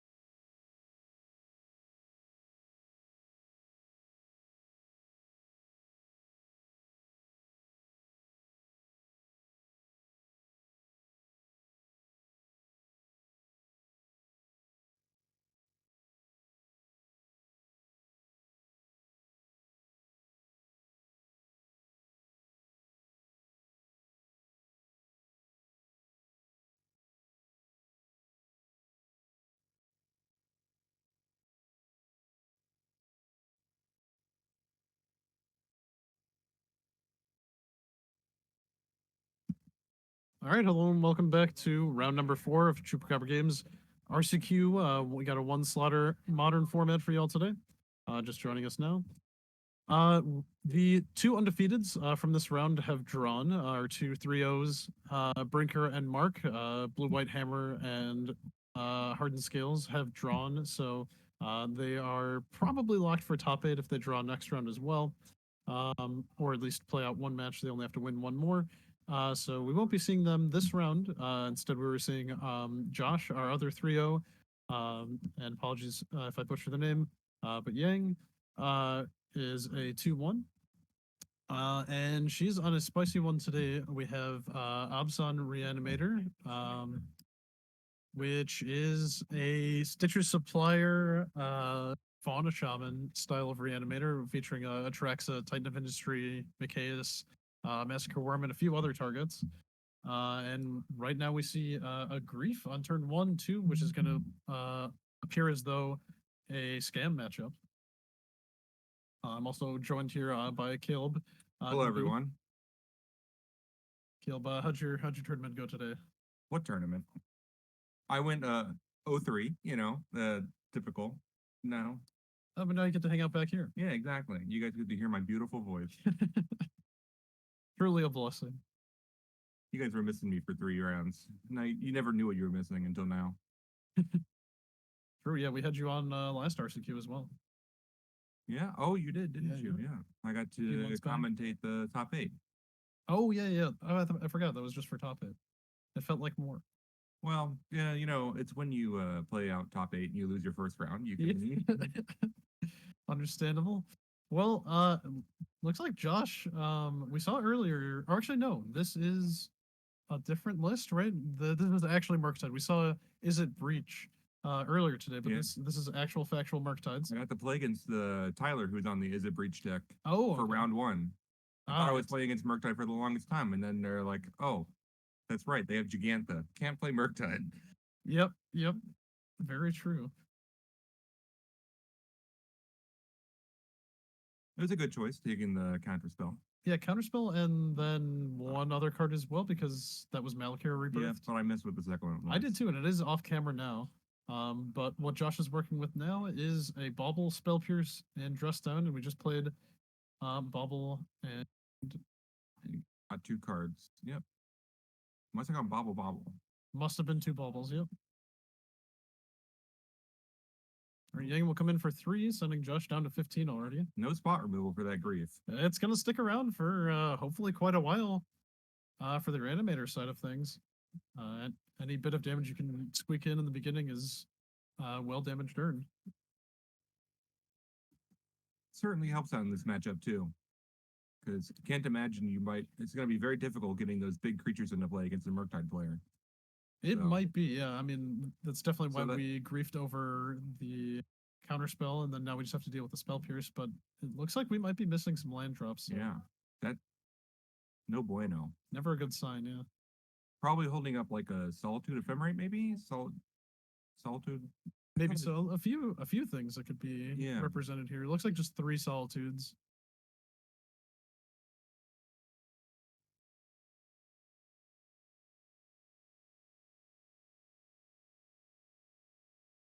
And here's the removal. Is there no, nothing to save it.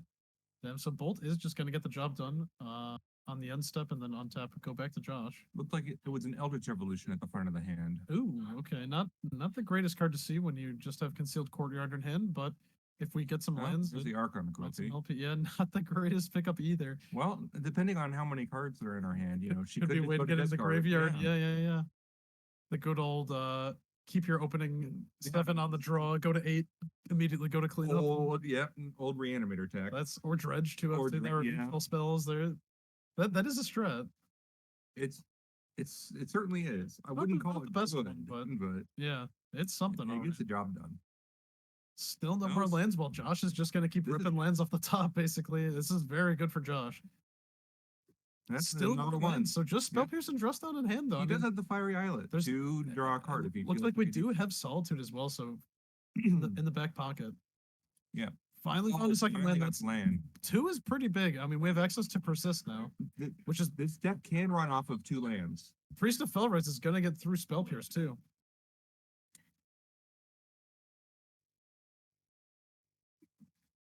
It also has that wonderful ability, Unearth. It does. So And yeah, you don't even have to pay mana into it. So as long as the priest sticks around. Oh, it looks like Josh does have some cards in his actual hand too. Those are just the revealed ones. yeah. There we go, cracking the Fiery Islet.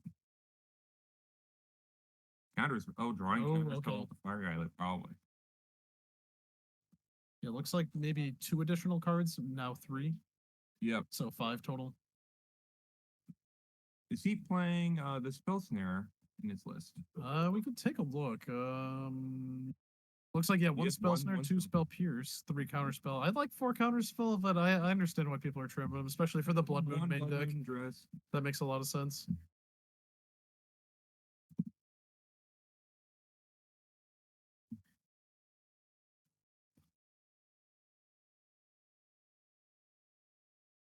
Let's see. Another land.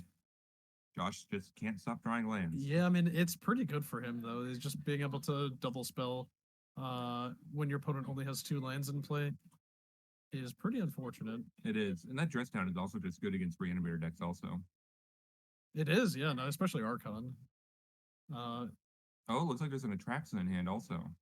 Oh boy, 3rd land here, though. L3 colors now. 1 green away from having Eldritch Evolution mana, though. You do need to stick a creature for Eldritch Evolution, so that one's probably getting cut. Once we go to sideboard, that card's pretty difficult to resolve. it is a good card though. I appreciate that. I like that card. It's just like only very certain decks can play it. Basically just Yawgmoth, right? Basically.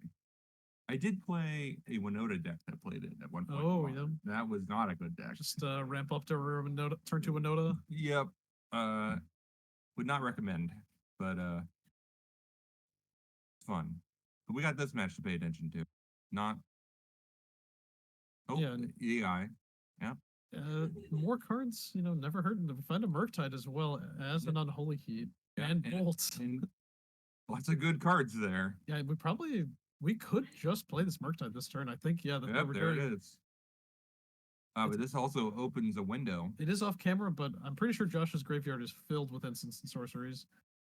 At the very least, enough cards to exile for some Murktide. Although we do know that Yang does have Solitude. Josh, is it 9? And this is his first threat, like, ever this game, right? I believe so. These players have not done a lot. So Yang is, like, not far behind. Yeah, there it is, holding up 2 mana, holding for the Dress Down. Oh, Dress Down does stop Solitude. But,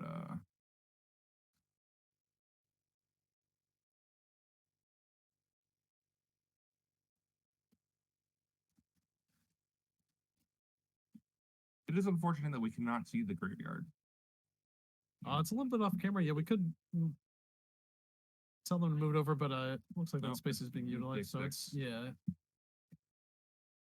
In the turn. And here's the Solitude, yeah. Just pitching the Atraxa. Probably not going to get to that one anytime soon. This could be a Dress Down or just a straight up counterspell if we've drawn 1. Or it's just going to resolve. Wow. Maybe he forgot he has a Dress Down. Well, if you dress down, the Solitude does stick around. Yeah, but it also just kind of stops it too. But then you're tapped out. Yeah, but then you'd also keep your Murktide. Yeah, I mean, there's maybe he's just got more threats in hand. He could have more. It's true. That's like Godless Run coming in tapped, so nothing to cap. But you also know that at that point your opponent hasn't been doing anything. Right. So, and you do have an answer for the Solitude in hand because you did get the Bolt and the Unholy Heat off of. Right. Depending on which one you picked up. Looks like an Ephemerate was drawn for Reanimator side of things. Murktide picking up Spell Pierce and Dress Down, as well as a few other cards in hand still. Can't get a. It looks like a full grip of 6. It's a lot of cards. I think this is Electric Predator. Okay. Yeah. Man, it's amazing what this deck can do when you have lots of mana. Yeah, you typically don't see it with more than 3 or 4 usually, but yeah, being able to hold up multiple counterspells, Brazen Borrower, dress down, It's nice. It's difficult to play against.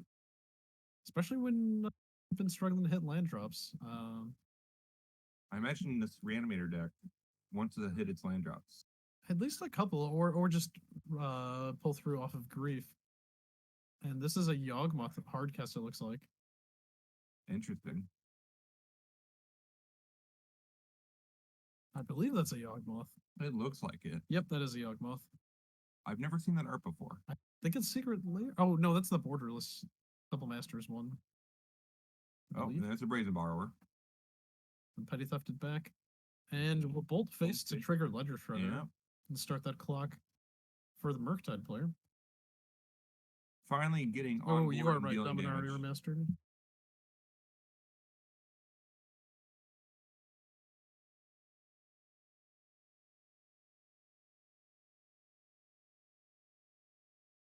Oh, there's a Dash Dragavan coming in.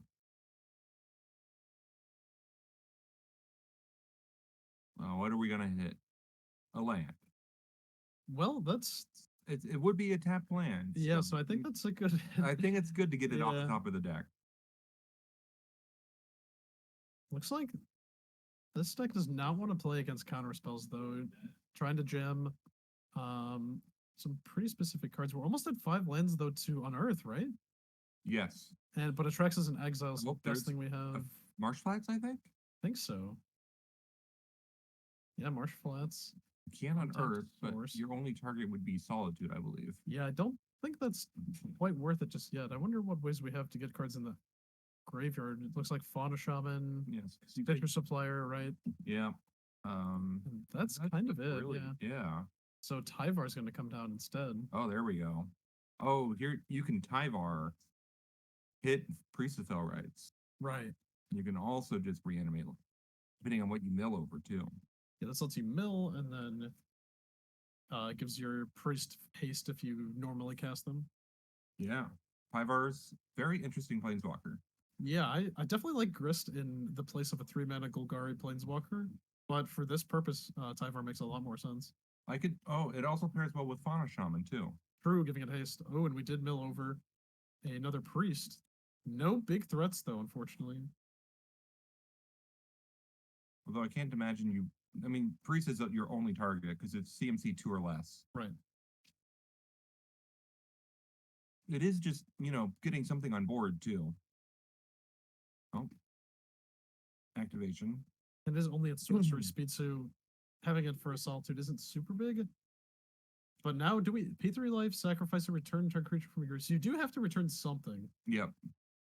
You could just return another priest. Yes. We could get another priest, and that's about it. I don't think I want to put a Solitude on board right now. Well, with the dress down, not super incentivized to do so. I wonder what the...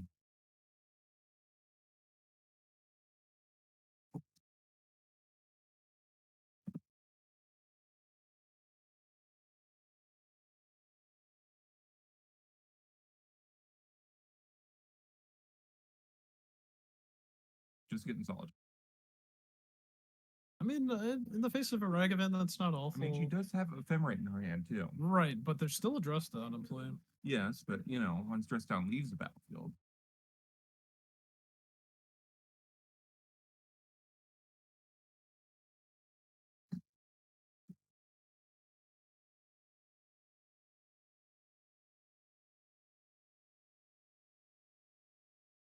Oh, here comes the Unholy Heat. Yep, so Looks no. like there is another Unholy Heat Well, in hand. honestly, ephemerating here isn't awful. Oh, Spell In Pierce. the face of Spell Pierce, though, yeah, that's going to trigger Shredder as well. That was a known card.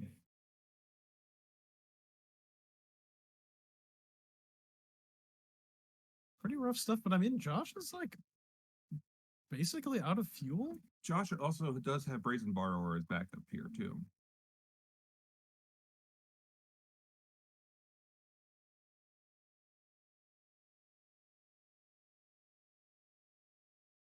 It's certainly an uphill battle for Yang here.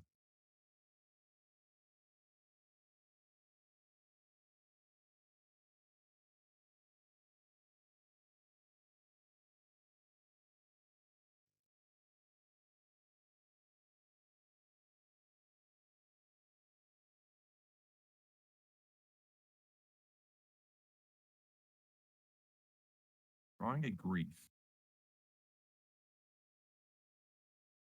Yep, just hard casting grief here.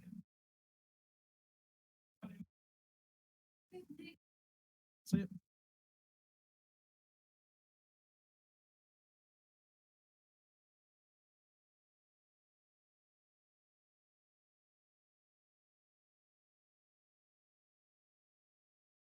yeah, this Shredder's really just taken over this game. Yeah. One threat or another. And then, yep. So it's just cast Brazen Borrower now and have lethal on board. Yeah, yeah, being able to flash it in with a treasure. And then untap. Yep, here it yep. is. Yep, there's 7 damage, presenting lethal. All right. And that's enough. Actually, season we will be going to game number 2 with Reanimator on the play this time. Maybe we'll have Maybe- a better hand. Yeah, maybe we will have a one lander. Yeah, I'd like to see what this deck can do. true.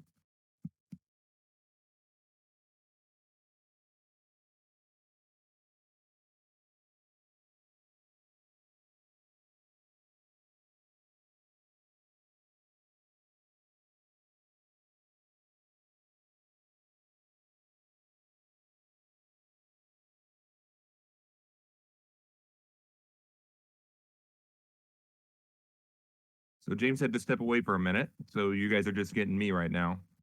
Scary, I know. So as we're moving on to sideboarding, the Reanimator deck has a lot of interesting options for this matchup, especially if they want Graveyard Hate and Leyline of the Void, or Veil of Summer for Counterspell. So certainly, sorry, it's getting a little distracting back here. Certainly interesting choices. And the Murktide player, lots of interesting choices here. 3 Engineered Explosives, 2 Flusterstorm, 2 Subtlety, 2 Unlicensed Hearse, 1 Blood Moon, 1 Fury, 1 Dispute, 1 Seasoned Pyromancer, 1 Dress Down, and 1 Abrade. Could definitely see a Blood Moon coming in this matchup, along with Flusterstorms. Maybe an extra Dress Down. But we're just definitely going to have to see what's going on once the players start playing.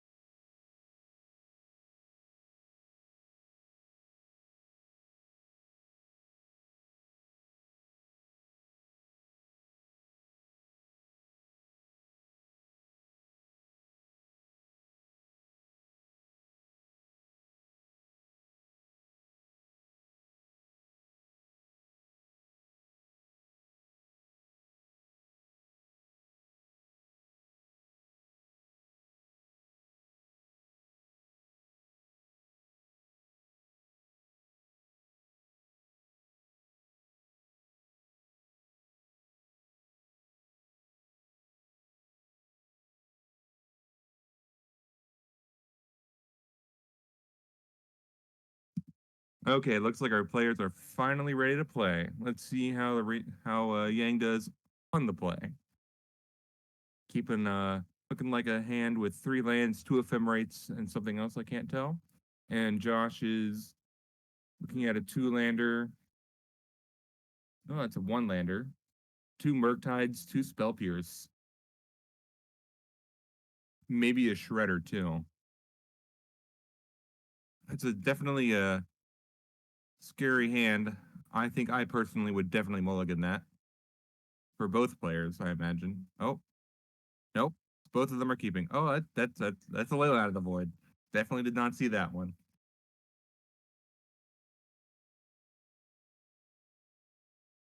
It is definitely a good card against Murktide. Shuts off Murktides and the DRCs pretty much. Yeah, Josh getting like super punished for keeping a double Murktide opener. Typically, you really don't want to see that card in your opening hand. Yeah. And in the face of this Leyline Void, those cards are basically just 7-mana 3/3s. I thought it felt like a risky keep on his end. It So, did not look good. no, I want to can't imagine the thought process behind that. Maybe it's like the double spell pierce is something that you would Maybe- want. I mean, more than one Murktide, more than 0 Murktide. Murktide is not definitely the nice. worst card in your deck in the first couple turns of the game. Yeah, every So- turn after that is pretty damn good. But Yeah. The yeah. Oh well, at least you got a second land. yeah, you can hold up a counterspell or Yeah. multiple. What is it to see how it goes from here?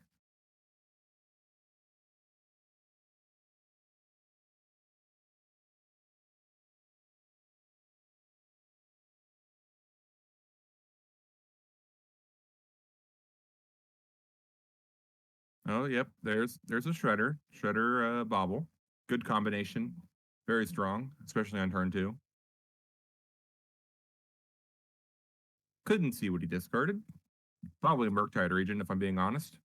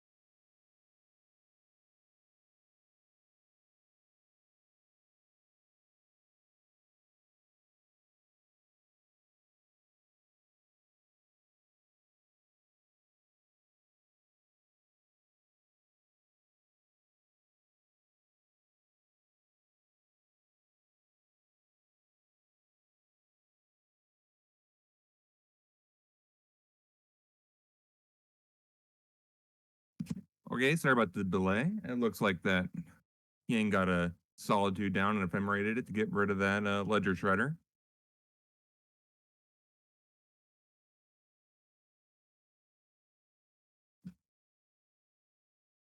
Got the double draw from the bobble. Looks like it was 2 lands.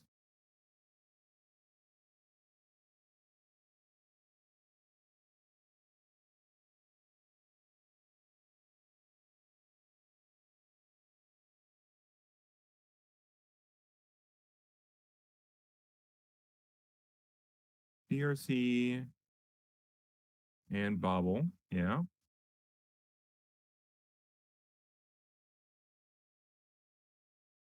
Putting the top card in the exile. and playing a land.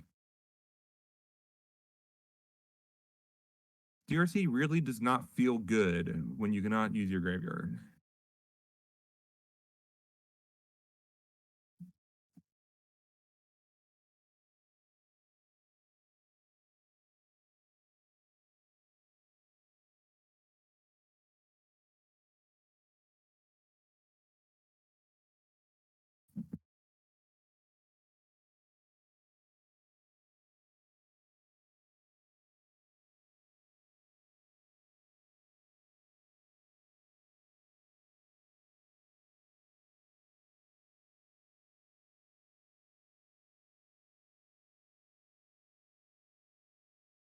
Yep, seems like the players are just going back and forth, attacking and playing lands.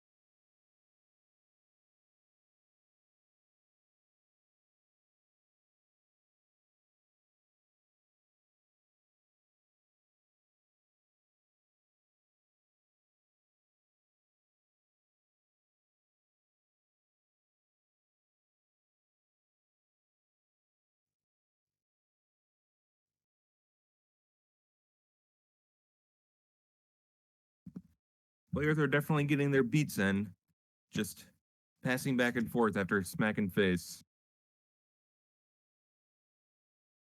But who's going to break the status quo? Who's going to make their first play? Oh, looks like it's going to be Josh with an expressive iteration after almost not resolving the DRC trigger.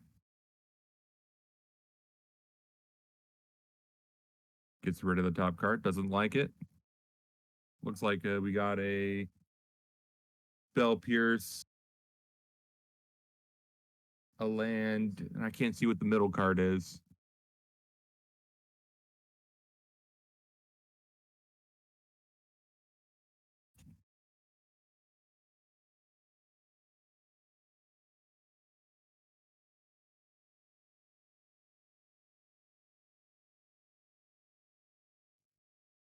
Oh, it was a bolt.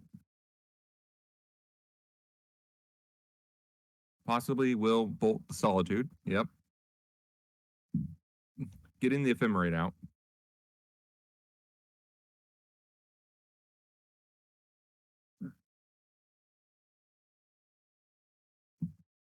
Then Ephemerate is going to go hit that DRC if it resolves.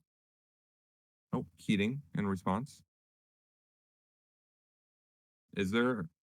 Oh, I do believe there is another Ephemerate in the hand, but it will not be used. Oh no, the second Ephemerate did get exiled. My mistake.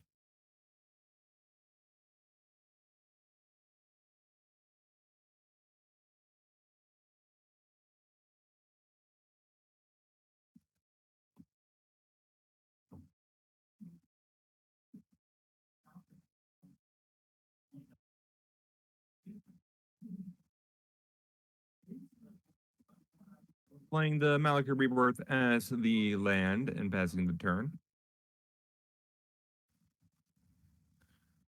And Joss is just going to start taking over the game with these expressive iterations. Milling over a Spirebuff Canal. Taking a dress down to hand. Land to exile, and it's Bell Pierce on bottom, I believe.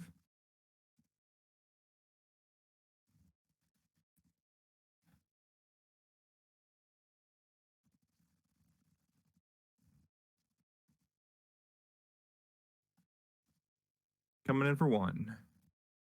DRC is going to have to go many turns by itself to kill its opponent. Picking up another Solitude.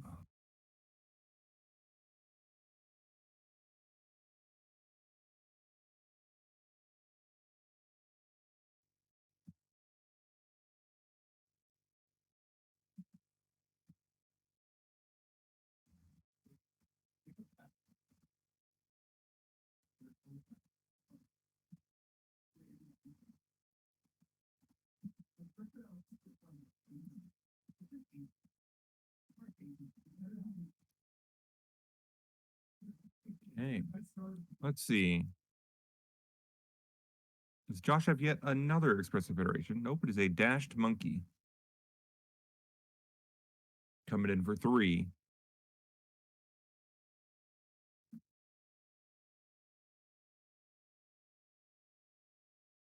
Letting it go through. And exiling a Godless Shrine. A card that I think Yang would have really liked to have.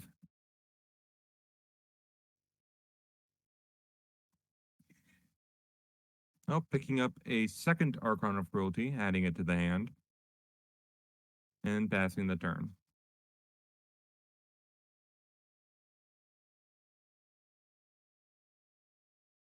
Here comes the monkey again.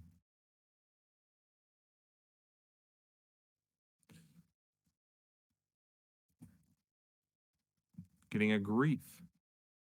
That may get cast.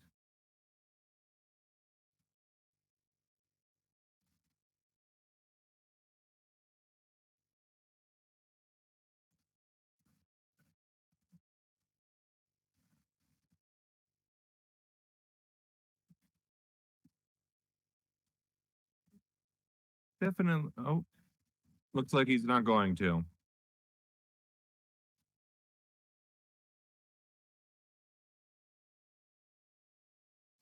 Couldn't tell what card just got picked up.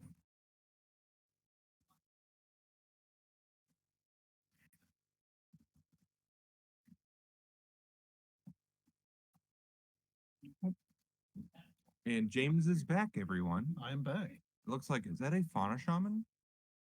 I do believe that's the new printing. Yeah. I have not seen the new printing before. Oh, yep, there it is. And it gets heated.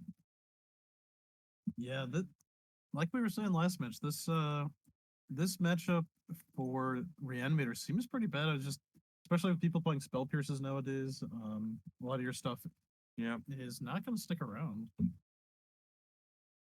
Just unfortunate. Also stumbling on lands 2 games in a row. Yeah, it looks like they're on 20 lands, so a little I low, mean, a but little low, but yeah. This seems like a deck I would have more expected to see maybe 23 lands in. So, yeah, especially with no like accelerants or even like a wall roots or well, I mean, something. technically, you do have Malakir Mire, so it is a 23 land deck. Kind of. I So, think most of the time you're playing, but you're not wrong though. definitely feels like a maybe 21 and a half land deck. Something like that. Yeah, it's not quite. Not what I'd look for in a deck. Although there's the second land hit by Ragavan. Lands that definitely want to get drawn and played. No, another Leyline in the Void.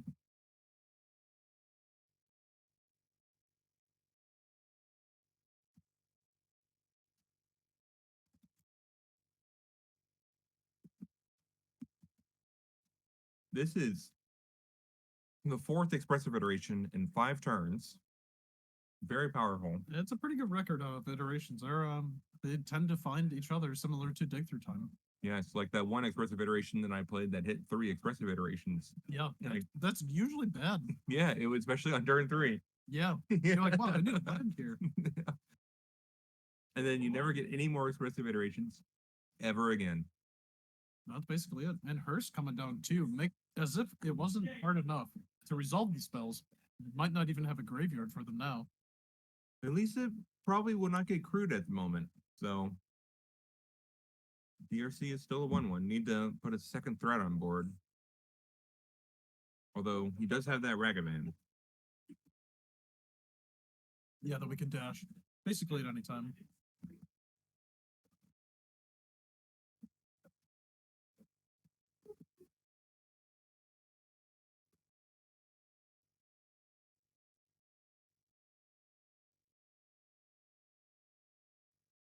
that a Ivar? I believe so. Oh, No, it's gonna be Fisher. Supplier, okay. So try to get some more cards in the graveyard, but a little too late because of the hearse now. Did hit another Stitcher and a Grief. Grief and Solitude, probably the two cards that are going to be exiled from hearse this turn. I can't imagine that any other card would be. There's a Grief. Exile, can you only... Oh, what else did he hit?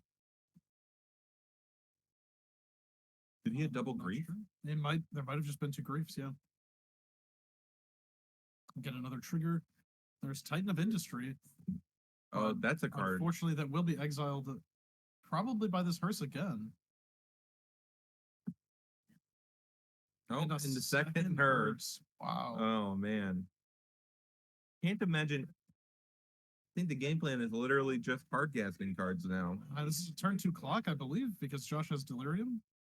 This is in tech for 5. Josh does not have Delirium since there's still a Leyline of the Void on the board. Oh, you're right. So an attack for 3, I suppose.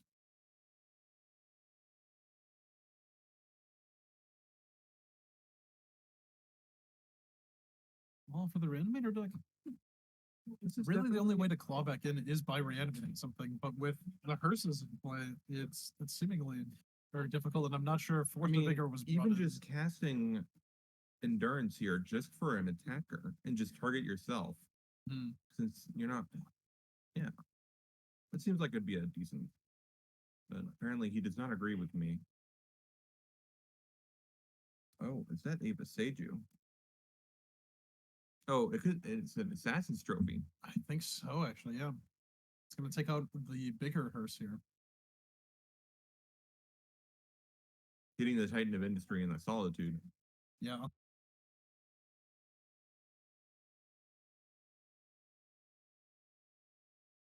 Definitely not a card I've seen cast in quite a while. Trophies, yeah, not super common. I mean, for the Obzon mana base, there's not much else. Yeah.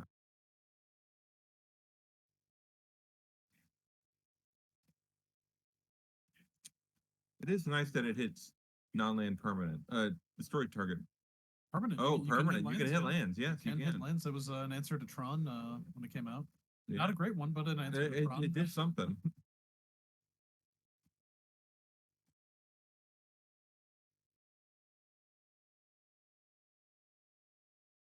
See, it's been so long, I forgot what the card did. Yeah, not super commonly played, but with one hearse down, the Oh, job becomes a little yep, easier. and But she's just done. Yep.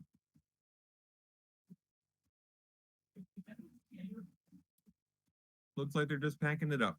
yep, and Murktide will take this game into not the greatest matchup, but it appeared so. Just Murktide doing Murktide things. Having multiple hearses really helped, and the Yeah. leyline does impact the game a lot, but It certainly slowed down the Murktide it player. slowed the Murktide, specifically the Murktide itself down a lot, and Yeah. it also, but then Josh having other threats that don't utilize the graveyard seal that. Even- because of course of a few turns. Even just swinging with that 1/1 DRC got there. So It did its part, yeah, that's for sure. All right, well, there's only about 9 minutes left on the clock, so I think we will just take a little break here, as I don't believe any other matches are just starting now. They're all in progress, so stick with us for about 10 more minutes or so, and then we will be at round number 5, our last round of Swiss, before we head to our quarterfinals match.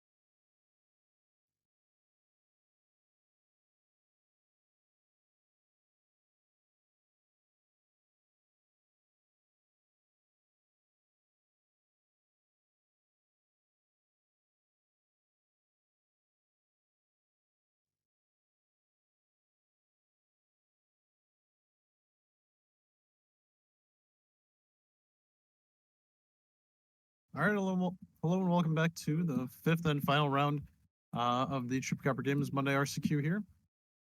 We'll be cutting to Swiss single elimination top 8 after the Swiss here. The top 6 players have all advanced into the next round, the next part of the tournament. So we are fighting for the 7th and 8th spot, which will be our X2s. And this is I believe this is the second highest X2 bracket. So there's one more match pairings of X2s and above them. And the winner of these two matches, those two winners will advance to the intentionally drawn players to top 8.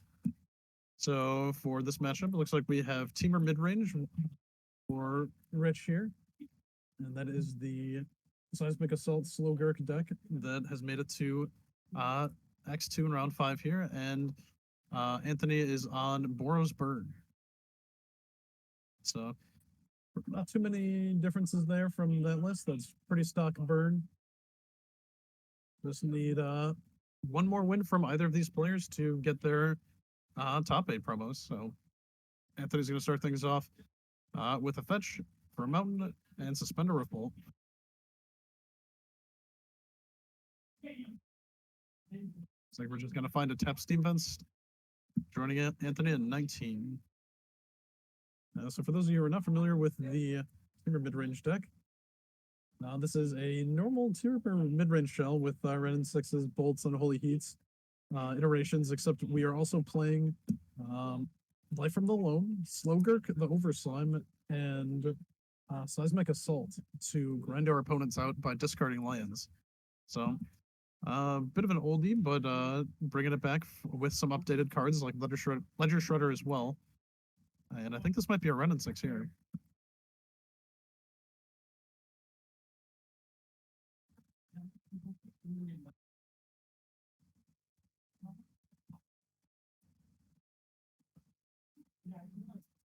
All right, so it's going to be Ledger Shredder, not Ren, and then a Mox Amber to trigger Connive here. Get an extra card deeper, as well as grow the Shredder out of bolt range. And Anthony will take that Rift Bolt off suspend, and Rich is now at 15. And it doesn't look like any counter spells for the Loam deck either, so if Anthony just has a handful burn spells, that might just get him there.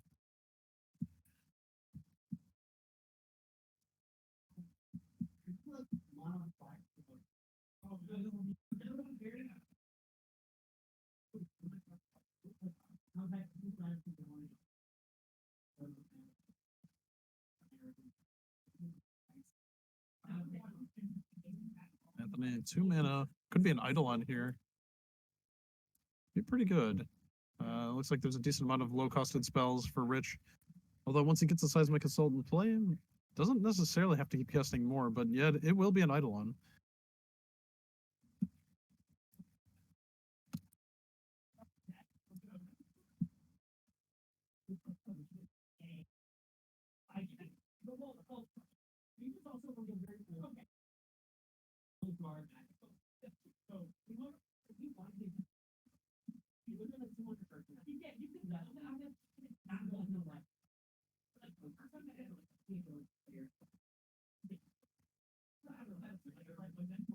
So it's going to be a Scalding Tarn for Rich. Could be playing Slogurk this turn, as Anthony's not going to be interacting too much outside of burn spells, and if those aren't going face, then probably in a good spot. Looks like he does have an Unholy Heat, though, that's going to take out Eidolon, but not before dealing 2 damage to Rich down to 12. And it'll be a second Ledger Shredder, which will trigger the first one.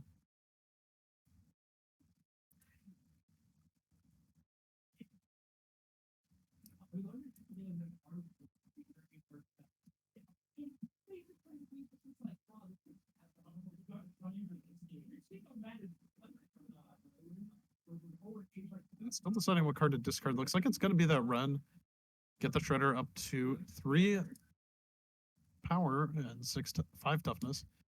So Anthony down to 14. Rich doing a pretty good job of keeping pace with the burn deck. 2 more mana for Anthony. This is going to be a Searing Blaze with Landfall, so 3 to the Shredder, 3 to Rich, down to 9.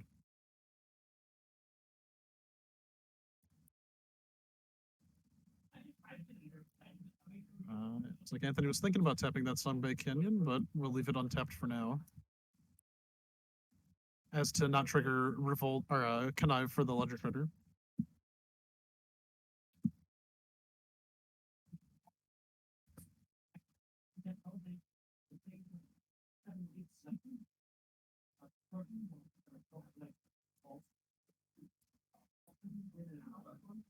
It's like we're actually going to besiege you the Horizon Canopy here. As to let Anthony draw as little cards as possible.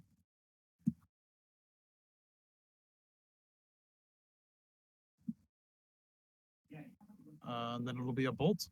Face sending Rich down to 6. Anthony could just untap, cast a couple bolts, so this game might be over. Here's a Lightning Helix. Rich is down to 3, Anthony up to 14. And looks like Skewer the Critics will get things done. Anthony takes game number 1 here in just under 10 minutes.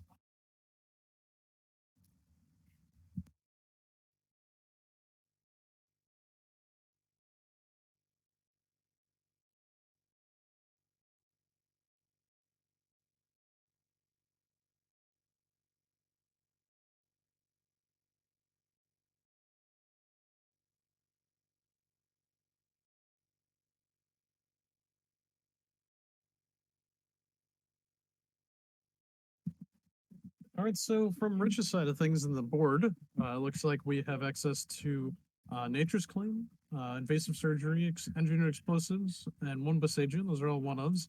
Our 2-ofs are Ancient Grudge, Alpine Moon. And we have 3 Flusterstromen and 4 Endurance. So I definitely expect to see Flusters come in here. And that might be about it. Maybe Engineered Explosives, not the biggest fan of that. Nature's Claiming your own Mishra's Baubles is an interesting way to gain 4 life. So I think I would bring in the Nature's Claim, honestly. And for Anthony's side of things, let's see. I think he just wants to go as fast as possible. He has access to Roiling Vortex as a 4-of, 3 Path, 3 Sanctifier, 3 Smash to Smithereens, and 2 Deflecting Palm. So some interesting choices here. Maybe Sanctifier would go very late. I don't know if Rich can actually out a Sanctifier. It does not appear so. Slogurg, I suppose, it could block. You're not going to straight up die to it, but actually removing it, I do not see a way other than Engineered Explosives. Maybe there is some consideration for that, but I don't expect this game to go very long, and if it does, pretty sure Rich is just going to win this game after bringing in a bunch of counterspells. We'll just have to see how it plays out. As I think the more time that passes, the more and more opportunities that Rich is going to have to just take over this game with the Seismic Assault.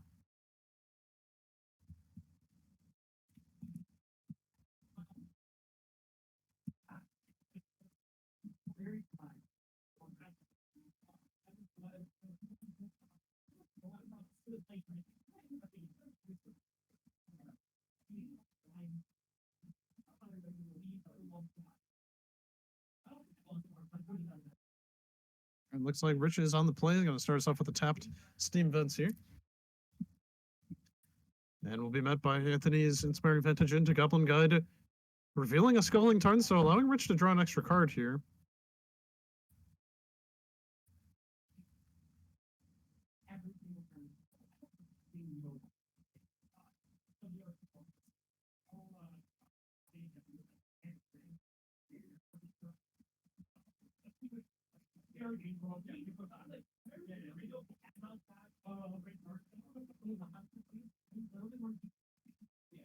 And Forgotten Cave will be the first reveal. Second reveal is Mystery Rainforest, going to get a lot of extra draws here, and has a bolt. So Rich down to 16, though. Still, Anthony would have liked the second Goblin Guide, but 1 is enough, and the Skewer the Critics will send Rich down to 13.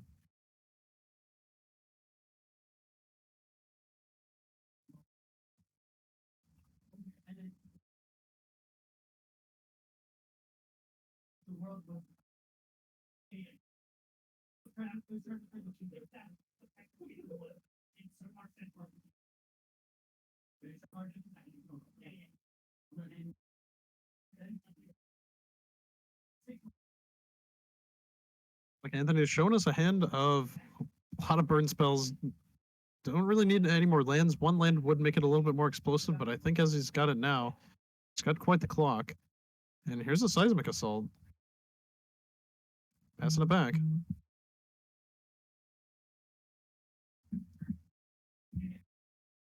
The seismic assault is going to allow us to discard a land and be able to shock any target.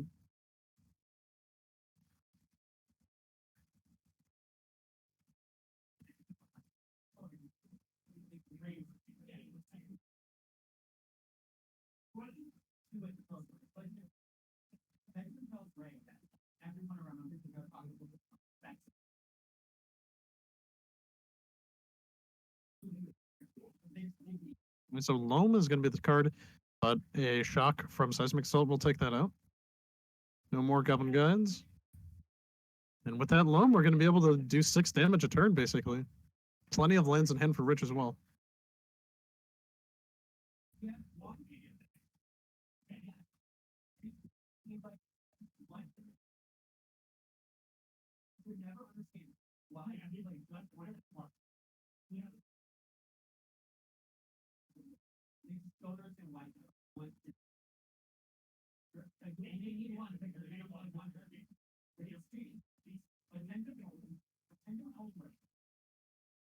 It looks like we're just going to keep shocking here. Anthony down to 15 now. We get to loam back those lands. Have 3 more. Loam being a very powerful card in this deck. It basically represents just 6 damage, and it's only a 2 of in the list, so.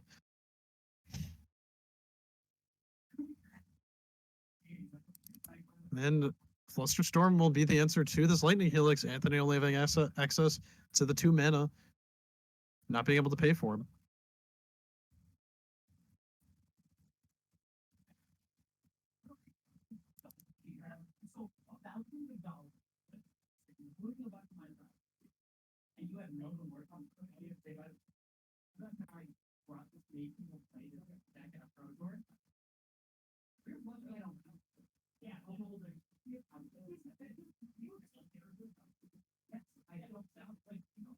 Rich is choosing to play in one of these lanes. It looks like it did the math, so might be able to one-shot next turn with another loam. 3 mana Seismic Assault being pretty powerful. Having these combo kills out of seemingly nowhere, basically.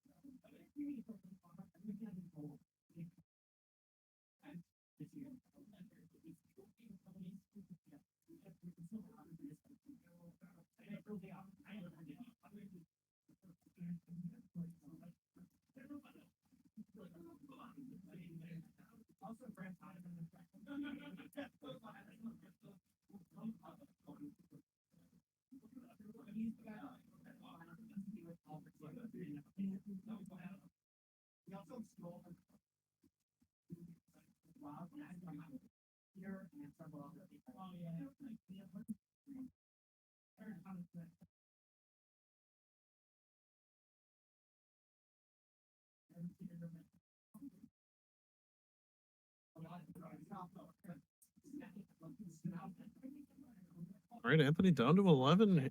Sorry, excuse me, Rich down to 11 here. Anthony not being able to apply too much pressure with just the 2 lands. Might be dying to a Seismic Assault here. It's going to be... We're going to cycle 1, and then that draw would be replaced by a Dredge, putting Seismic Assault plus Bolt and Stone Stomping Ground into the graveyard. Be prime targets for our Seismic Assault here. Let's see. Do we have 14 damage, so 7 lands? Don't think so.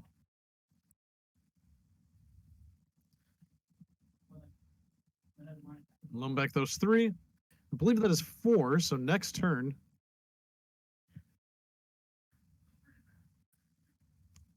Okay, so we're just going to cycle the cave here. Oh, do we have enough? If we play 1 land, pick up 3 more. I'm not sure. Yes, we sack 2, discard 2, and then we fetch with 1 and add another land. Yeah, I think we might have lethal here.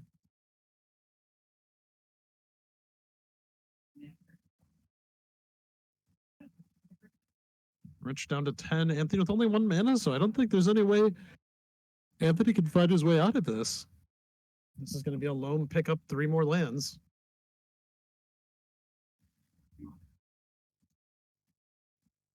And that's 1, 2, 3, 4, 5, 6, and that's only 6.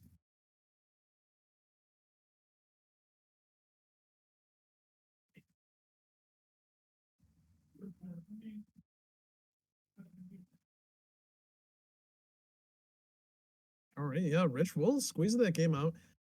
Had a rough start, but Anthony not being able to find a 3rd land to explode as many burn spells as he would like, gonna give Rich the time he needed to just combo off there, and Rich really showcasing a cool deck here, just being able to loam back a bunch of lands and pitch them all to Seismic Assault for 1 big attack here.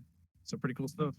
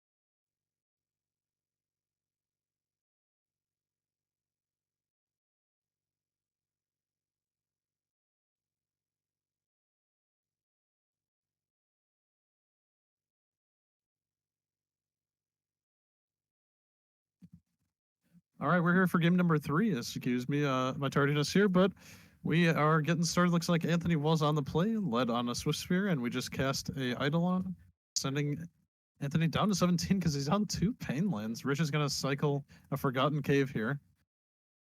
Play a Stomping Ground and pass things back. So not casting any spells, going to keep the life total a little higher. We still have a Seismic Assault in hand.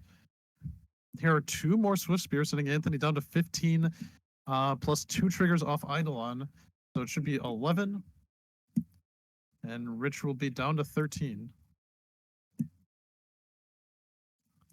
Interesting order of playing the Swift Spear second, but it might have just been how we drew it up.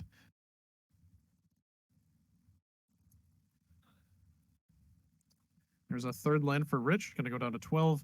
And this should be our Seismic Assault. We might be able to, we'll go to 10 off of casting it, and then we can ping off an Eidolon. But honestly, keeping the Eidolon in play for Anthony's sake might be the move. Just remove the other creatures first.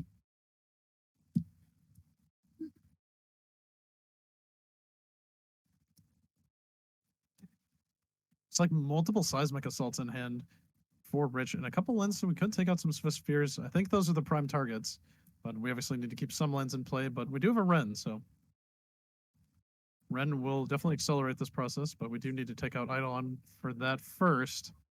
Some interesting decisions. We'll see what Rich ultimately decides upon doing.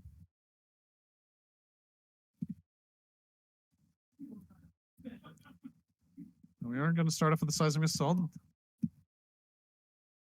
Pretty easy start there. And we do have a slow Gurk as well as Loam too. So if we can stay alive, this game is going to be over. But can Rich stave off 4 creatures from burn?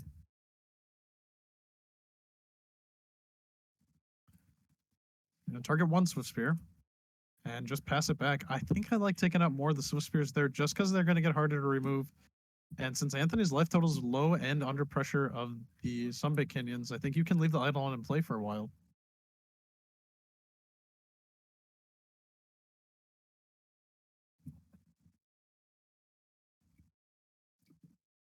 Anthony down to 10, joining Rich. Will trigger off the Eidolon here, casting a bolt, sending Anthony down to 9.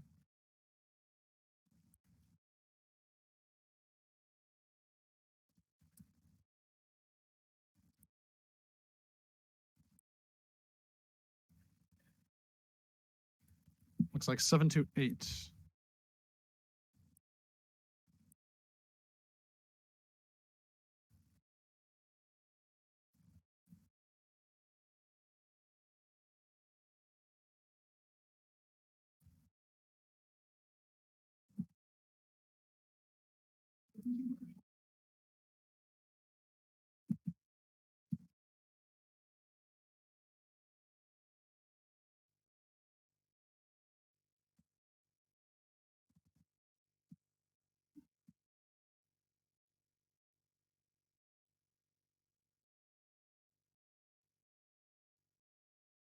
Yeah, I think if Anthony just swings out here and has another bolt, Rich doesn't have any other lands in hand.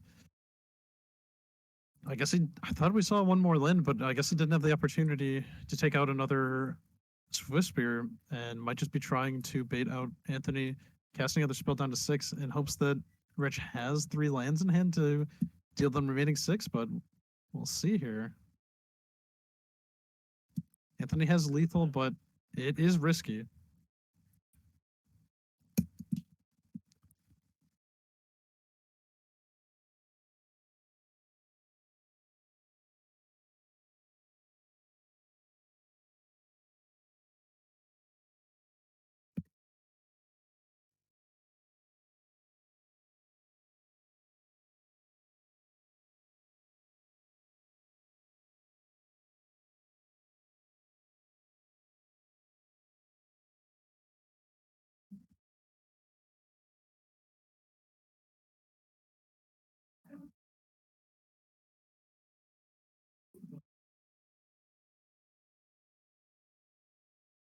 Looks like Anthony's going to put Rich down to 1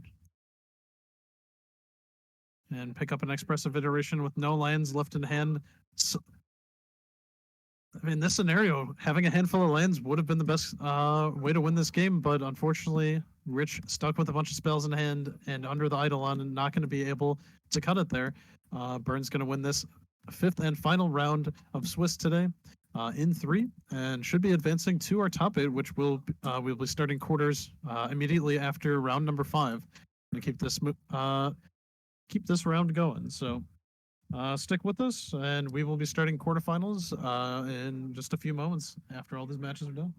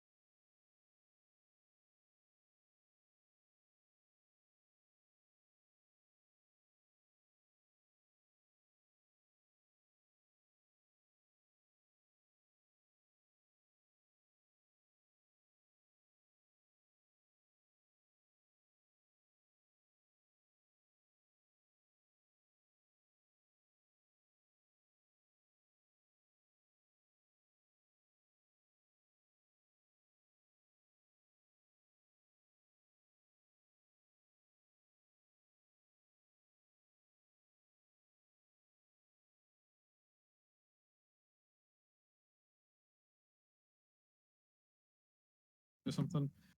All right, I appreciate you all still sticking around. We just started our quarterfinals. The last round took a little bit. We had one winning in match that went to time, so we will be starting our quarterfinals match now with our first versus eighth seed. I will pull up their deck list.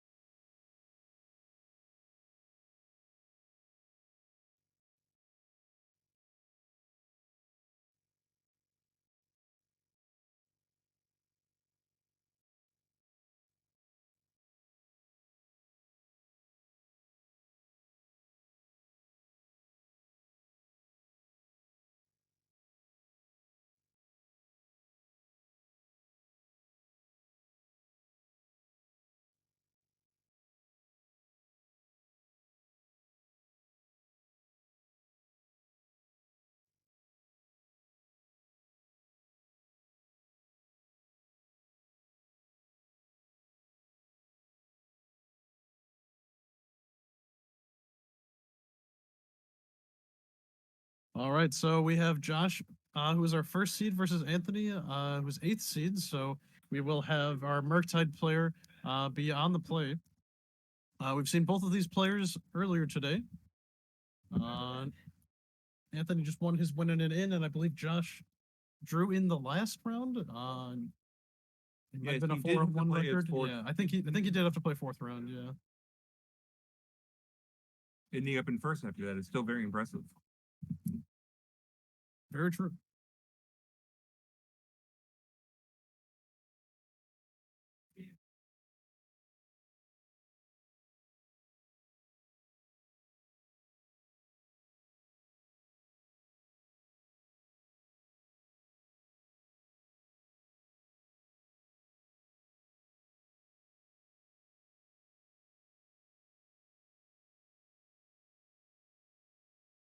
So, James, in your opinion, as a Murktide player, what does this matchup look like?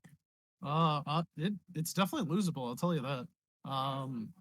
You I've definitely been in scenarios where Blood Moon is your best friend.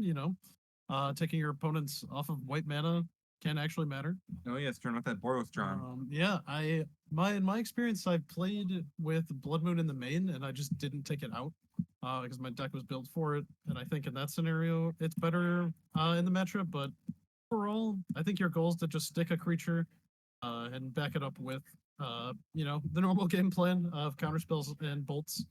That tends to be enough. But Burn can be on the play and can have some pretty nutty Searing Blazes hands. It does look like that Anthony just drew a one-lander, which was Sunbaked Canyon. Sunbaked Canyon. And I think this is his Molda 6, too. There's a decent amount of good cards in that hand. Looks like a bunch of one-drops with maybe a Searing Blaze. One land and a could make Boros that. charm. Looks like he's keeping. I mean, Burn can definitely operate off of one-landers. And it's going to be Spiral of Canal Pass for Josh. So no creature just yet, but holding up Spell Pierce or Bolt. Or Consider, or Bowl, or... Lots of one-drops. Yep, there's the Consider. And with Rift Bolt on the stack, might need something like Spell Pierce to keep this life total high. Spell piercing and Rift Bolt does feel bad though. I mean, it basically says gain 3 life, so Yeah, definitely. In my opinion, sometimes it's just better to let it hit you at this point.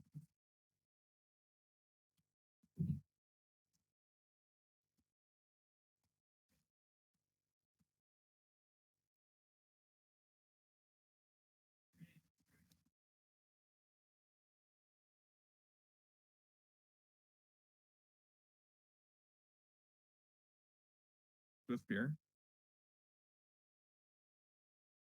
Looking at a 1-2 going into a 1-1. Will hit get unholy heated. yeah, no, still a second land for Anthony. Not too unusual if you keep a 1-lander with burn and not get your Yeah. second land. Oh wait. Wow, okay, he did have a second land, but I guess no instant to trigger prowess. Though? Oh, that how are we triggering spectacle here? Oh, Off of the Rift Bolt, yeah. Yep, that did happen. Yep, believe it or not. In the upkeep. Yes, Still part of this current turn. I forget sometimes as well. I felt like that turn took a bit, so I kind of forgot about it. Turn 2. Well, Josh has the option to dash a Ragavan here.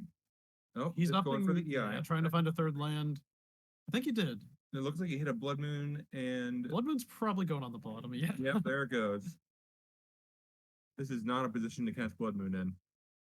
Honestly, I mean, it's not the worst. It turns off some big canyon. You're also not. Your opponent also isn't But- taking damage from some big canyon, Right. so truly turns it off. It does. It is just a mountain. Although we do know Anthony does have a Burrow Strum in his hand, so it would completely shut that off. And it turns off Lightning Helix as well. And then out of the sideboard, it turns off Sanctifier. Oh yes, look at that. I didn't realize Burn was still playing Lightning Helix. Yeah, I think it's pretty reasonable. There's like this matchup is definitely one where your life total matters. The mirror doesn't Yeah, exist. It is just a decent card in and of itself. that's fair. It's just not normally on my radar playing against Burn anymore. So Right. Yeah, I feel like Burn is definitely on the decline, but I mean, we see it here in the top 8 today, and I know Anthony top 8 last week. yeah, he was telling me that he didn't want to actually win that RCQ because he wouldn't be able to go to it anymore. So, Right. Yeah. Yeah, I know So his he's goal is definitely- his goal is not to travel. He's definitely just in it for the sport. You know, he's really just enjoys playing Magic, and I couldn't agree with him more. I mean, he's definitely a good Burn player. he's been playing aggressive decks for the entire time I've known him. Whether it's Infect, a Burn, or Prowess, or anything in between. Yeah, I remember one tournament he picked up Hollowvine for the first time ever. and Yeah. got second place. Yep. I remember that. That was certainly an experience. Well, Shaw with 4 cards in hand now. Josh still at Well, 16. floating 2, taking 1. Oh, there's the the Helix. Lightning Helix, yeah. Another important part about playing Burn is to know when to go face and when to kill your opponent's creatures. Yeah, I mean, Ledger Shredder's gonna get the job done pretty fast and just also gives a lot of card draw. So Yeah, I think you can leave it to DRC. I don't think you can leave Ragavan or Shredder. Ooh, bolt. Josh is gonna find a bolt off of that. We could just cast it here and get the clock up. no reason it not looks to. like I we think. are, yeah. There it is. Adds it to Anthony's graveyard. It doesn't matter a whole ton though. Oh, I just thought about this. Has Burn ever considered playing Underworld Breach? I think there was talk about it when it was more popularized recently. I don't think I've seen many people do it though. It seems like it'd be an interesting choice. Definitely a sideboard thing, I would imagine. But I mean, one of main deck, Yeah, like for these later games, I think it is just worse than a bolt. that's fair. I Um, mean, but it could be like 2 bolts. it could be, but I think I'd rather have a card that's always 1 bolt. Maybe I'm just too ahead of the You're, curve. you're like 6 head. We need at max 4 heads here. We are playing. There's a reason why I don't play this deck. Oh, Searing Blaze. Oh, getting counterspelled. Yeah, I mean, having your opponent use a counterspell on a burn spell that's only going to deal 1 damage is pretty satisfying, though. That is nice, yeah. Although that Ragavan just keeps on getting in. Yep. Anthony is down to 10 and taking a damage every turn from that Sunbay Canyon. Oh, we Ooh, found a mountain, mountain, yeah. though. can start casting a few So more he has the Boros spells. Charm and the Skewer in hand, I think. So he does have 7 points of burn at the minimum.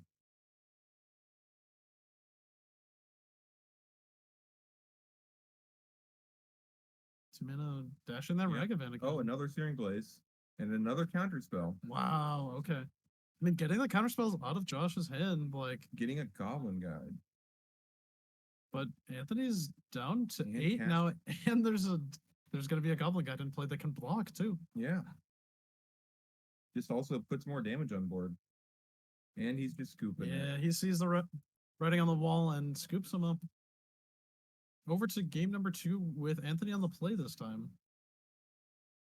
Definitely favored on the play, I believe. I'd like to think the aggressive burn deck, yeah, does better on the play. Unfortunate that Anthony is last seed with this deck. Yeah, it definitely does him no favors. Not necessarily. It's only an uphill battle because he is last seed. There's not even a single chance Not that even, he will be on the play if he advances beyond the quarterfinals. Maybe one of his opponents would be like, I want to be on the draw. And then, or can you even do that? You could you are allowed to choose. You could be on the draw. Okay. You don't. I don't believe you are forced to be on the play. Because there are decks that want to be on the draw. Like, 8-rack. 8-rack or Oops, Dredge. Yeah. I don't remember the last time I saw any of those decks. Manaless but- Dredge definitely wants to be on the draw. Yeah, those aren't exactly real decks in these formats anymore, but that they exist. I did see someone playing Dredge in a tournament not too long ago. Yeah, I They did- played Dredge in a RCQ last weekend. I played against it rather. Oh, that's right. You were telling me about that. Yeah. Jukabog's a hell of a card. Especially when you're playing Titan. Yeah. Yeah, I didn't even need it, honestly. You literally just kill them on turn 3. you just kill them, yeah. What are they gonna do? Kill you. Yeah, they still need to go to like attack step. True. I didn't. Valakut's pretty strong. Yeah. Let me tell you about that Magic the Gathering card.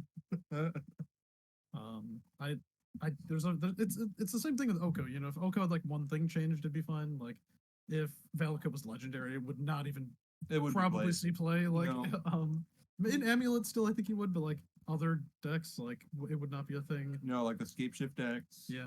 It would be a lot worse. The fact that it deals 3 damage is really huge. Yeah. That card, like in its original design, was probably sick though. It's just like this late game bomb that like turns all of your lands into bolts on like turn 7. Yeah, and then it just became a combo piece. And then Scape Shift happened. Scape Shift had been out. It was a printing of Valakut that made that happen, but Oh yeah, I wasn't playing then, so I don't know what I haven't really paid attention to like what time cards came out around that period. So yeah, I'm almost positive Scape Shift was first, and then Valakut came out. well, what set was Scape Shift printed then? Was Valakut? Or Morning Time. Oh, okay. Yeah. I would not have guessed that.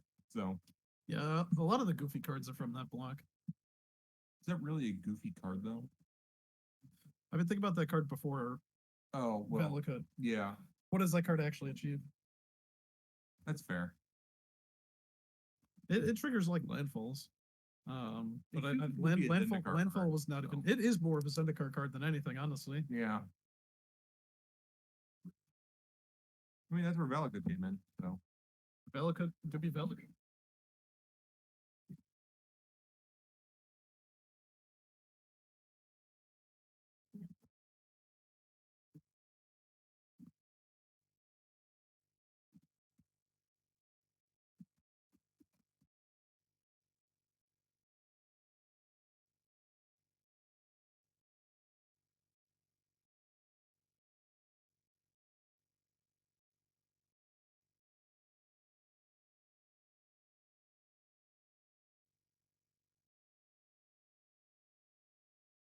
oh maybe.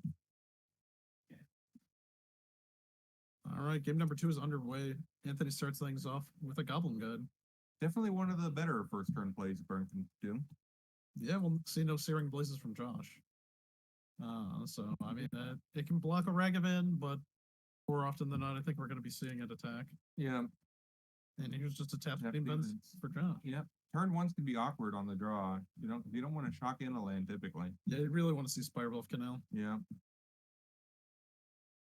Oh, there's another another Steam Steven. Vents. How come guy can be that downside? It does say Uh, your the target opponent draws a card every so often. Yeah. You get to see it at least. And you always get to see it, even Yeah. if they don't draw it. It feels like you're just getting rid of a dead card off the top of their deck sometimes. So Yeah, I mean, when Amulet gets paired into Burn, they have more than half of their deck as lands. So yeah. Oh boy. There's here's Fury. a Fury to take out both creatures. Oh my god. Does it And it even- gets under Eidolon. Yeah. Pretty huge blow out there. We're gonna see like Swiftspear. They could get Anthony back into this game. Well, there's one Swiftspear. Oh Wow, my! you called I it, Dud. called it. Yeah. Killed the Oracle out here. Oh, here comes a bolt. Yep. Mutagenic growth one time. No. I wish. Definitely not in the deck. It would deal so much damage there though and blow out the lightning bolt, but It would, but then we'd have to go, talk to Anthony about his yeah, deck. yeah, no, you're not wrong. But that's not the case. So we get to continue playing Magic and Josh It would be a sick play for about 2 minutes, and then he would be disqualified. we check the deck list and Yeah. Ooh, a braided to take out. Oh, interesting. Okay. Anthony left with no creatures, Josh sitting at 15. Well, what could be next? Well, I think A bolt. if Anthony had Oh, like an Rift Bolt. Eidolon and Josh can't answer it, maybe that's the way we win this game. Other than that, Anthony has 2 cards in hand, Josh is at 15. If Josh just never finds a threat, Anthony has a chance, but Yeah, but with how fast Murktide can go through the deck, that's pretty unlikely. there are quite a few cards in that that are good for Josh here. Yeah. And the ones that aren't are like counter spells, which are still good because as long as he's making land drops, then things should be all right. Yeah. Oh. Oh boy. Anthony's definitely has an uphill battle for this one. He sure does. Dash Monkey. Attack. Maybe Searing Blaze. Doesn't look like it.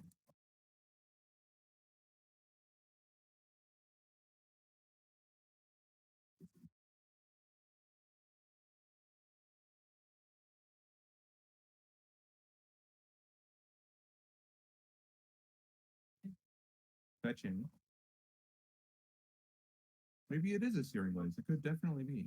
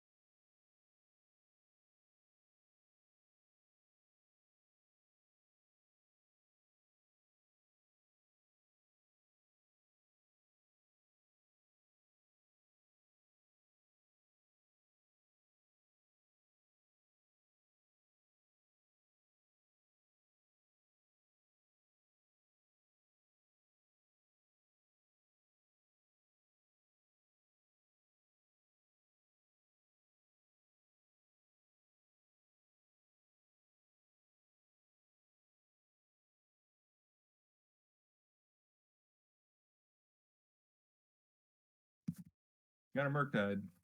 All right. We found a way to close the game. Just have to stay alive. Definitely going to close the but game quick. At 14 life, I think we're going to be all right. This 2-turn clock that Josh has presented. Yep, I got scary. Pretty powerful stuff. Although a deflecting palm could really pull in clutch here. You know, that is something that Josh should be aware of. Because I and mean, definitely can play around pretty easily, especially with Anthony only having 3 lands. Or- Spell Pierce will work. as it well. would be very different if it was, I mean, Josh is down to 8 now. yeah.